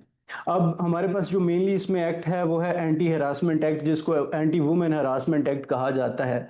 इसमें कुछ चेंजेस हैं जो कुछ रिव्यू पिटिशंस में हुए, सुप्रीम कोर्ट की जजमेंट्स भी इस पे मौजूद हैं कि जेंडर में सिर्फ एक वुमेन तो नहीं है, एक मेल या एक मैन भी हरास हो सकता है। तो उसके ऊपर नाजिया नाज का केस है जो हम इस लेग में बाकायदा डिस्कस करेंगे कि किस तरह से जेंडर एक इंक्लूसिव टर्म बन गया आज के दौर में। उसमें इंक्लूडिंग वुमेन हैं, ट्रांसजेंडर्स हैं, मैन हैं, even man to man, women to women. So every kind of harassment जो है, जो किसी भी वर्क प्लेस पे हो सकती है, उसको हम इंडिविजुअली डिस्कस करेंगे। तो ओवरऑल मेरी साइड से एक, चूंकि टाइम की किल्लत है तो मैं इसको आपको यही बता सका हूँ। हम इस पे डिटेल वन बाय वन बात करेंगे, हर लॉ पे बात होगी, और कॉन्स्टिट्यूशन से हम स्टार्ट करेंगे और ऑनवर्ड चलेंगे। अगर आपका कोई क्वेश्चन है pertaining to the law section, so I am here to answer you. Anyone? जी, आप लोगों का जो इधर बैठे हैं, कोई क्वेश्चन? Anyone from online? मुझे लगता है कि मैं बहुत अच्छा एक्सप्लेन कर दिया कि कोई भी जो है वो Should we question or okay? देखिए लोगों को आपने इमोशनल कर दिया है। Yes, can you click the participants? 325 जी सर आवाज आ रही है? जी जी, आवाज आ रही है। आप अपने आप को इंट्रोड्यूस करवाएं और क्वेश्चन करें प्लीज। सर मैं सज्जाद अली सखर से बात कर रहा हूँ। मैं HR मैनेजर एक चाइनीज फर्म में काम कर रहा जी हूँ। साईं छा हाल सर है, मोस्टली खुशा देखा गया है पाकिस्तान। साईं छा हाल अल्हम्दुलिल्लाह सर, बिल्कुल ठीक। तव्हां सर ठीक आयो? खैर है, खुशा। हेलो बाबा, सवाल करो। सर देखा गया कि पाकिस्तान में जितने भी लॉ बने हैं जस्ट वो सिर्फ बने हैं कागजों में, लेकिन उन पे इम्प्लीमेंट नहीं होता। मैं एज HR हूँ, जहाँ जिस कंपनी में मैं काम करता हूँ वहाँ पे जो लेबर लॉज हैं वो वहाँ पे लागू नहीं होते, उसको वो इम्प्लीमेंट नहीं करवाते। वहाँ पे HR का क्या रोल है? अगर कोई भी कंपनी है वहाँ पे अगर कोई लेबर लॉ फॉलो नहीं करती तो HR क्या कर सकता है? अच्छा, इसमें इस तरह से है। सबसे पहले तो आपने बात की कि जहाँ पे मैं काम करता हूँ वहाँ पे लॉज तो हैं लेकिन इम्प्लीमेंट नहीं है। पहली तो बात यह है कि लॉज को इम्प्लीमेंट करवाना भी सिटीजन का काम है। सबसे पहले तो आप ये देखें कि आपके कौन से जो रूल, कौन से आपके राइट्स हैं जो वायलेट हो रहे हैं। एंड सेकेंडली, हमारी ये जो जर्नी होगी इसमें हम आपको यही अवेयरनेस देंगे कि जिस लोकेलिटी में, जिस ज्यूरिसडिक्शन में आप काम कर रहे हैं, और जो आपके लिए लॉज बने हैं जो इम्प्लीमेंट होने चाहिए, जिन लॉज को आपको प्रोटेक्ट करना चाहिए, उनको आपने इन्वोक कैसे करना है। सो इम्पोर्टेंट ये है कि सबसे पहले तो एम्प्लॉय को अवेयरनेस हो। जब एम्प्लॉय को अवेयरनेस होती है देन ही और शी कैन टॉक, और वो बात कर सकते हैं HR से कि ये मेरे राइट्स हैं, ये मेरा कॉन्ट्रैक्ट है, इस एग्रीमेंट के तहत मैं इस कंपनी में या इस इंडस्ट्री में या इस फैक्ट्री में आया। सो मेरे ये इश्यूज हैं, आपने जो मुझे प्रॉमिस किया है अंडर दिस रिटन एग्रीमेंट, ये मुझे आप पूरा करके दें, अपने प्रॉमिस को अश्योर करें। एंड सेकेंडली, एचआर इतनी अंडरस्टैंडिंग उनकी होती है कि अगर आप राइट हैं, आपके एक्चुअल में वो चीज़ें जो हैं वो वायलेट हो रही हैं, तो वो उसको वहीं एड्रेस करते हैं। एंड इन केस अगर आपके पास जो है वो एड्रेस नहीं करते, तो लॉ एक बात करता है, आप उसको याद रखिए, where there is law there is remedy. जहां पे कहीं पे लॉ है, जैसे कि आपने कहा कागजों में मौजूद है, तो जहां पे कागजों में लॉ मौजूद है, तो वहीं पे कागजों में उसकी रेमेडी भी मौजूद है। ऐसा नहीं है कि कोई ऑर्गेनाइजेशन, कोई इदारा, कोई फैक्ट्री, कोई इंस्टीट्यूट लॉज को वायलेट करे और लॉ उसकी रेमेडी ना दे। सो अगर आप किसी कॉन्ट्रैक्ट के अंडर आए हैं उस ऑर्गेनाइजेशन में, so it must have to fulfil जो आपके साथ प्रोमिसेस हैं। I think I have made myself clear. Next one, please. Realme. Realme. You are unmuted from my side. अस्सलाम वालेकुम Please. सर। जी वालेकुम सलाम। अच्छा सर, मेरा एक सवाल है कि फॉर एग्जांपल कॉन्ट्रेक्चुअल एम्प्लॉई है और जी कॉन्ट्रेक्चुअल एम्प्लॉई को हम वो बेनिफिट्स नहीं दे पाते जो हम परमानेंट एम्प्लॉय को देते हैं। बिल्कुल तो ठीक है। थोड़ी सी जस्टिफिकेशन चाहूंगी, तो ऐसा क्यों होता है? क्योंकि हम कॉन्ट्रेक्चुअल एम्प्लॉय को एक लीव भी नहीं देते, हम कहते हैं आपने डेली आना है। आप लीव, हमारा ये होता है कि भाई मेडिकल सर्टिफिकेट आपके पास होना चाहिए अगर आप ज़्यादा बीमार हैं।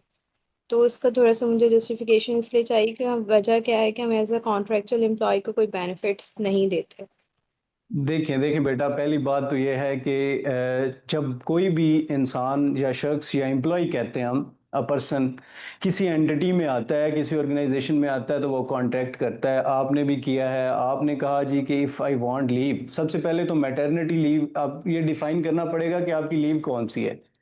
तो सबसे पहले तो आप अपनी लीव डिफाइन करेंगे, और उस लीव को देखते हुए आपका कॉन्ट्रैक्ट, उसमें क्या बाइंडिंग है आपके, आपकी सिक लीव है, मैटरनिटी लीव है, कैजुअल लीव है। तो सबसे पहले हम लीव को देखते हैं। And secondly, you are living in Pakistan, अगर आप सिक हैं, you can't attend your office, तो एक सर्टिफिकेट बनवाना कोई इशू नहीं है, हम इसको डिस्कस करेंगे, सर्टिफिकेट्स भी बन जाते हैं। एंड मैं इसको कहता हूं कि ऑनेस्ट होना चाहिए अपनी ऑर्गेनाइजेशन से।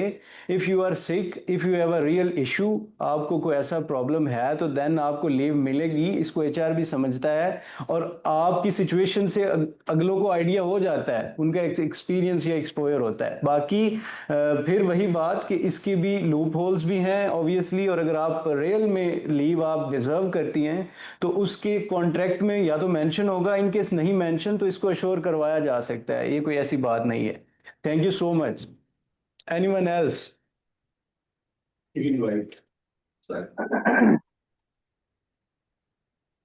चलें जी, मेरा ख्याल है कि क्वेश्चन साइड जो है वो अकम्प्लिश्ड हो गई है। Then we will proceed further. और हमारे जो अगले मेंटोर हैं वो हैं सर साहिल साहब। I would like to request him कि वो आए और बात करें। मेरा ख्याल है एक क्वेश्चन आ गया sir, if you please allow me. जी आयशा, आपका क्वेश्चन है, मैंने आपको अनम्यूट किया है यहाँ से। जी अस्सलाम वालेकुम सर। मैं आयशा बात कर रही हूँ मुल्तान से, and I am MBA graduate and doing HR officer and job in MNC cosmetics. आपने अभी एक बात की है कि मतलब जो उनको कॉन्ट्रैक्ट में जो मतलब बताया जाता है, या उनको मतलब जो चीज़ें उनके साथ तय होती हैं या उनके साथ साइन आउट होती हैं, जिन पे वो साइन करते हैं, मुझे आपसे एक क्वेश्चन है कि अगर उनको उन चीज़ों के बारे में बताया ही नहीं जाता, या उनको उसमें कोई क्लैरिटी ही नहीं दी जाती, या उनको कोई ऑफर लेटर ही नहीं प्रोवाइड किया जाता, तो इन दैट सिचुएशन इंसान को क्या करना चाहिए? देखिए आयशा, मुझे इस चीज़ का आइडिया नहीं है कि आपके केस में एक्चुअली जो कॉन्ट्रैक्ट साइन हुआ, इसमें दो चीज़ें होती हैं, ऑफ़र एंड एक्सेप्टेंस। आपको जो ऑफ़र हुई और आपने उसको एक्सेप्ट किया, उसको साइन किया है या नहीं किया, पहली बात। एंड सेकेंडली, जो हमारा ये कोर्स है, इसका पर्पज़ ही यही है कि आपको इन सारे मामलात में अलाइन करना है HR लॉ और जो ERP है इसको। सो अगर टिल नाउ अगर आपके पास अवेयरनेस नहीं थी कि आपको ऑफर कैसे होगी और उस ऑफर में आपने कौन कौन सी चीज़ें माइंड में रखनी है। अपनी लीव को माइंड में रखना है, अपने टर्मिनेशन को माइंड में रखना है, अपनी प्रमोशन को माइंड में रखना है, अपने पर्क्स एंड प्रिविलेजेस को माइंड में रखना है। इस कोर्स का मकसद ही यही है। अगर तो आप एक्सेप्ट कर चुकी हैं कोई ऐसी ऑफर जिसमें ये चीज़ें क्लियर नहीं थी, तो वो तो हो गया, उसको भी हम जो है फर्दर रिफॉर्म कर सकते हैं। बट द पर्पस इज के जो लॉ की अवेयरनेस है that is very imperative in this scenario, जहाँ पे इंफॉर्मेशन का एक ब्लास्ट है। Everyone is well inform. So when everyone is well informed और कोई ऐसा पर्सन जो वेल इन्फॉर्म्ड नहीं है, तो वो एट रिस्क है, एट लॉस है। एटलीस्ट इस ग्लोबलाइज्ड वर्ल्ड में हमें अपने राइट्स का पता होना चाहिए, स्पेशली लॉस के related. And thank you so much. Anyone else?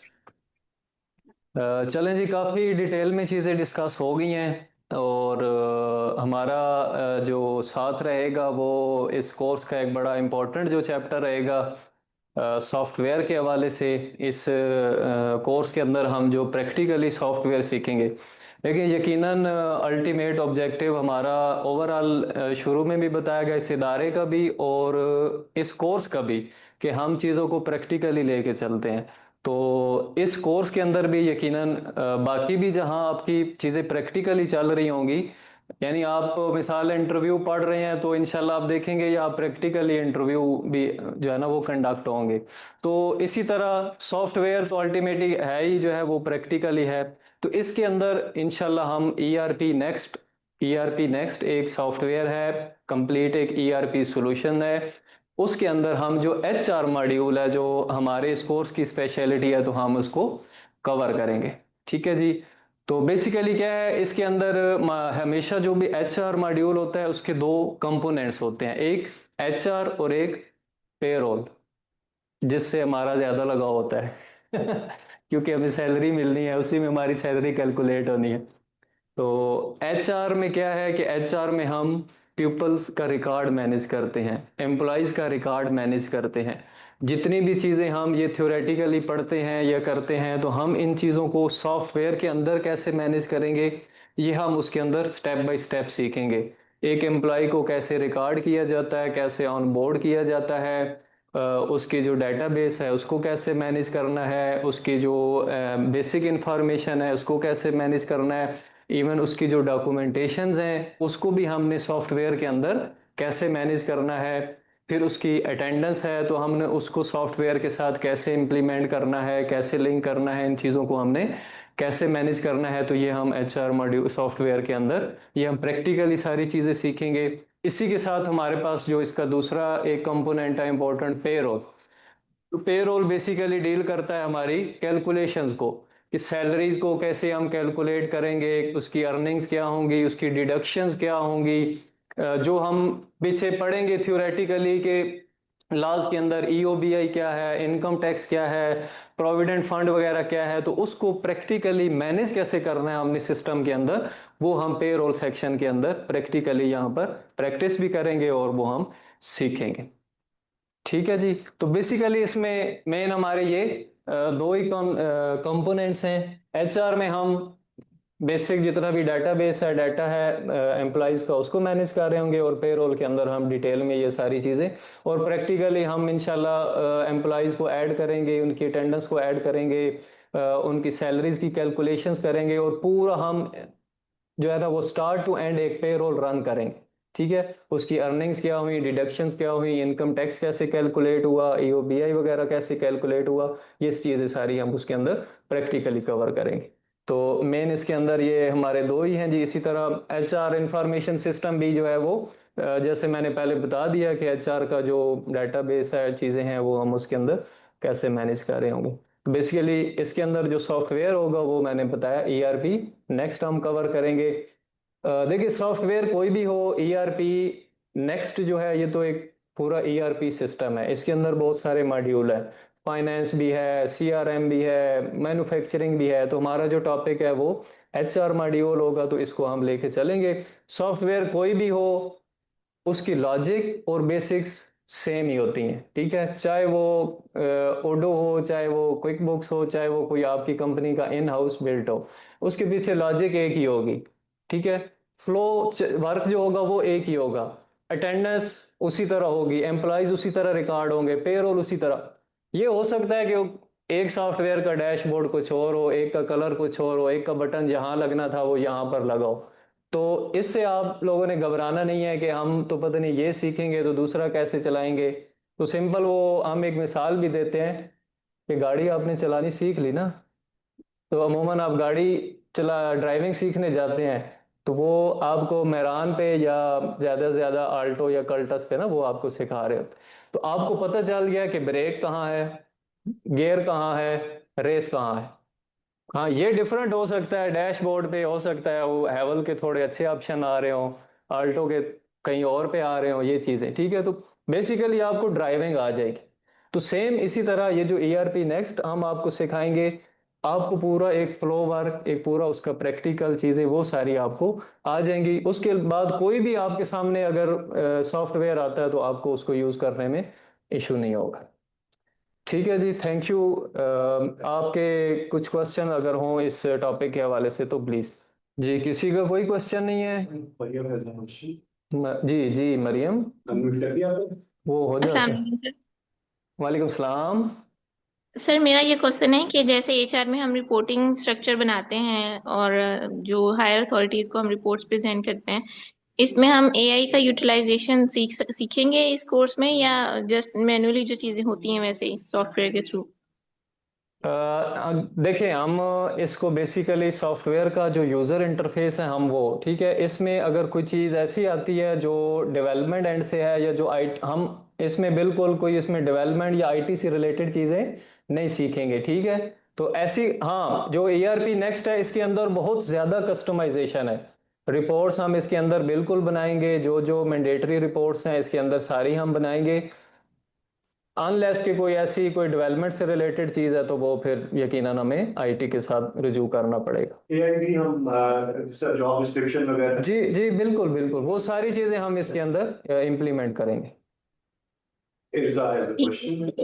जी इर्जा, जी इर्जा मैंने आपको अनम्यूट कर दिया है। सर मेरा ये क्वेश्चन था कि सॉफ्टवेयर जो भी आप इसमें सिखाएंगे, क्या उसके बारे में थोड़ी सी और डिटेल्स वगैरह बता सकते हैं आप? जी बिल्कुल, ERP next basically open source एक सॉफ्टवेयर है जो कि 100+ कंट्रीज में यूज़ हो रहा है। ये ग्लोबली यूज़ होने वाला सॉफ्टवेयर है। ये कोई हमारा इन हाउस या कोई ऐसा नहीं है कि जो हम कोई छुपा ढका या आपको दिखा रहे होंगे ठीक है। हाँ, तो ये बेसिकली जो है ग्लोबली यूज़ होने वाला है, 100+ कंट्रीज में यूज़ होता है और ओपन सोर्स है। बहुत सारी जो SMEs हैं, जो छोटे बिजनेस हैं, कंपनीज हैं, वो इसको अडॉप्ट करती हैं क्योंकि ये बहुत सारे सॉफ्टवेयर की निस्बत सस्ता भी है, चीप है। तो इसके ऊपर हम प्रैक्टिस करेंगे। Next slide. जी नेक्स्ट नेक्स्ट स्लाइड। स्लाइड है कोई? जी लास्ट हो गए capstone questions, what topics would be cover, all the topics and जी जैसे पहले भी हमने डिस्कस किया, जो हमारा लास्ट इसमें मॉड्यूल होगा सबसे एंड पे हम इसमें केस स्टडीज भी करेंगे और इसी के अंदर हमारी असेसमेंट और एग्ज़ाम भी होगा। तो इसके अंदर हम चीज़ें जो है वो प्रैक्टिकली भी कवर करेंगे, जो हमने आपको पढ़ाया होगा, सिखाया होगा, पेरोल की इम्प्लीमेंटेशन, टैक्स कैसे कैलकुलेट करना है, या एक हम आपको दे सकते हैं कि इसकी 3 लाख सैलरी है, टैक्स कैलकुलेट करके बताएं, तो समथिंग लाइक दिस। तो ये हमारा टॉपिक एंड हो जाएंगे जी ये कोर्स। तो इसके अंदर बेसिकली 3 हमारे मेन जो पोर्शन हैं, जैसे हमने डिस्कस किया, HR फंडामेंटल्स है, फिर लीगल का पोर्शन है और फिर जो है वो सॉफ्टवेयर का पोर्शन है। जी एनीथिंग एल्स, किसी का मजीद कोई क्वेश्चन? नथिंग? जी you can wind it up. चलें, थैंक यू जी, आप सबका बहुत शुक्रिया। जी आबिद साहब, आप कुछ कहना चाहेंगे? Thank you so much, sir. Thank you for the explaining to respected all the mentors. Dear participants, माशाल्लाह से आज की क्लास बड़ी ही बेनिफिशियल क्लास थी आप तमाम लोगों के लिए, आई होप। और इन क्लासेस को इंशाल्लाह हम रिज्यूम करेंगे। मैं थोड़ा सा क्लासेस का जो हमारा एक स्कीम है, स्टडी स्कीम है, इसका जो एक सीक्वेंस है वो मैं आपके साथ शेयर करना चाहूँगा। इस कोर्स को अगर हम कंसीडर करें कि 100% ये कोर्स है, तो इस कोर्स का जो 60% पार्ट है, जो मेन HR के मॉड्यूल्स हैं, वो डॉक्टर हामिद नवाज साहब कवर करेंगे इंशाल्लाह। और उसके बाद इस कोर्स का जो एक लॉ का पार्ट है वो इंशाल्लाह मोहम्मद वकार साहब कवर कर रहे होंगे। और जो रिमेनिंग पार्ट 20% होगा ही विल कवर मिस्टर साहिल रजा साहब, इसको कवर करेंगे। तो इंशाल्लाह जो नेक्स्ट क्लासेस होंगी वो सीक्वेंस के साथ, सबसे पहले डॉक्टर हामिद नवाज साहब अपने पार्ट को कवर कर रहे होंगे, हम इंशाल्लाह वहां से स्टार्ट लेंगे। जब डॉक्टर हामिद साहब का सेक्शन कंप्लीट हो जाएगा तो देन हमारे जो नेक्स्ट रिस्पेक्टेड मेंटोर हैं वो ज्वाइन करेंगे आप लोगों को। क्लासेस हम इंशाल्लाह नेक्स्ट वीक से कंटिन्यू करेंगे, और क्लासेस का टाइम यही रहेगा 6:30 PM टू 8:30 PM तक हमारी क्लास चला करेगी इंशाल्लाह। वीक में 2 डेज ये क्लास हुआ करेगी। और जिन लोगों ने अभी तक अपनी एनरोलमेंट कंफर्म नहीं की, if they want to proceed the enrolment they can contact their admission coordinators. इंशाल्लाह वो आपको हेल्प आउट करेंगे आपकी स्लॉट बुक करने के लिए। And thank you so much for the time. आपसे मिलते हैं नेक्स्ट क्लास में, अपना बहुत सारा ख्याल रखिएगा। जी एक साहिल साहब एक हैंड रेज हुआ है, कैंडी क्वेश्चन ले लीजिएगा इनफिनिक्स के नाम से। सर आप ईआरपी सॉफ्टवेयर की बात कर रहे हैं, क्या ERP software free of cost है या इसको परचेज करना पड़ता है? ERP software free of cost है? जी आपको यकीनन जब इम्प्लीमेंट करना है तो आपको इसको परचेज करना पड़ता है, और ये आपको जो आईटी डिपार्टमेंट है वो इम्प्लीमेंट करके देता है बाकायदा। और यकीनन जाहिर है कोई भी सॉफ्टवेयर है उसके होस्टिंग चार्जेस मंथली और वो तो चीज़ें होती हैं। Hello, can you hear me? Ji ji Zahida. All right. I just want to ask कि हमें इस सेशन की रिकॉर्डिंग मिल जाएगी? जी बिल्कुल, अगर आप इस एक क्लास की बात कर रही हैं तो इसकी भी आपको मिलेगी। इसकी आपको इंशाल्लाह कल तक ये यूट्यूब पे अपलोड हो जाएगी। और ऑनवर्ड आपको जितनी भी क्लासेस होंगी तो हमारा प्रॉपर बाकायदा एलएमएस सॉफ्टवेयर है आपकी, उसमें यूज़र आईडीज़ पासवर्ड बनेंगे, और आपको हर क्लास की उसके अंदर रिकॉर्डिंग जो है वो मिलेगी, जो कि आप लेक्चर नोट्स की है तो जी लेक्चर नोट्स चीज़ें सारी आपको मिलेंगी। All right, all right. Thank you very much. That's all I needed to know. Welcome. जी मरियम आपका कोई क्वेश्चन है? चलें, थैंक यू जी, बहुत शुक्रिया आप सबका। बाकी सर चीज़ें मेरा आपको जी जी जी मरियम। माइक अनम्यूट नहीं हो रहा था पहले। अच्छा मेरा ये क्वेश्चन है कि कितने क्रेडिट आवर्स का ये कोर्स है और कब तक कंप्लीट हो जाएगा? ये 48 और 12 वीक्स का है, तकरीबन 3 मंथ का। जी सर। जी सर, अस्सलाम वालेकुम। वालेकुम अस्सलाम सलाम। वालेकुम। वालेकुम सर सलाम। मैंने ये पूछना था कि आप लोगों का ये जो पूरा कोर्स है सर्टिफाइड तो हो जाएगा, क्या ये किसी अच्छी कंपनी या well organised company in Pakistan किसी कोई एक्सेप्टेंस भी है कि नहीं? जी एक डिग्री एक समथिंग एल्स, डिग्री एक बंदा करता है वो एक्सेप्टेंस होती है कि कहीं कोई कंपनीज उसको रिकॉग्नाइज्ड करती हैं। क्या आपका ये कोर्स फुल जो पैकेज है कहीं किसी कंपनी को ऑथराइज करेगा, कोई उसको वैलिड मानेगा कि नहीं मानेगा, ये बता सकते It's a certificate, it's not a qualification. ये क्वालिफिकेशन नहीं है, बेसिकली ये आपका सर्टिफिकेट होगा, ठीक है, एक ट्रेनिंग सर्टिफिकेट। ये मतलब क्योंकि accept क्योंकि उस सर ने एक रिप्लाई बिल्कुल किया था ना कि एक सर ने एक कोलीग ने एक क्वेश्चन किया था कि क्या मैं फिर एचआर किसी कंपनी में अप्लाई कर सकती हूँ, तो आपने कहा था कि यस, सिंपली उन्होंने कहा था यस। तो क्या इस सर्टिफिकेट से ही on behalf of this certificate we can hire? because the certificate has like a authentication part of it. बिल्कुल, देखिए ये एक स्किल है, और जब सर्टिफिकेट है आपके पास और जो है ना वो आप इसको बिल्कुल एक्सेप्ट कर सकते हैं और एक्सेप्टेबल है। It is being used by Salman साहब मैं आपके क्वेश्चन को थोड़ा आसान कर दूं, तो आप ये पूछना चाह रहे हैं कि क्या हमारा सर्टिफिकेट लेने के बाद आप किसी कंपनी में जॉब के लिए जाते हैं तो will you able to get the job और not, is it right? Yes, this is right.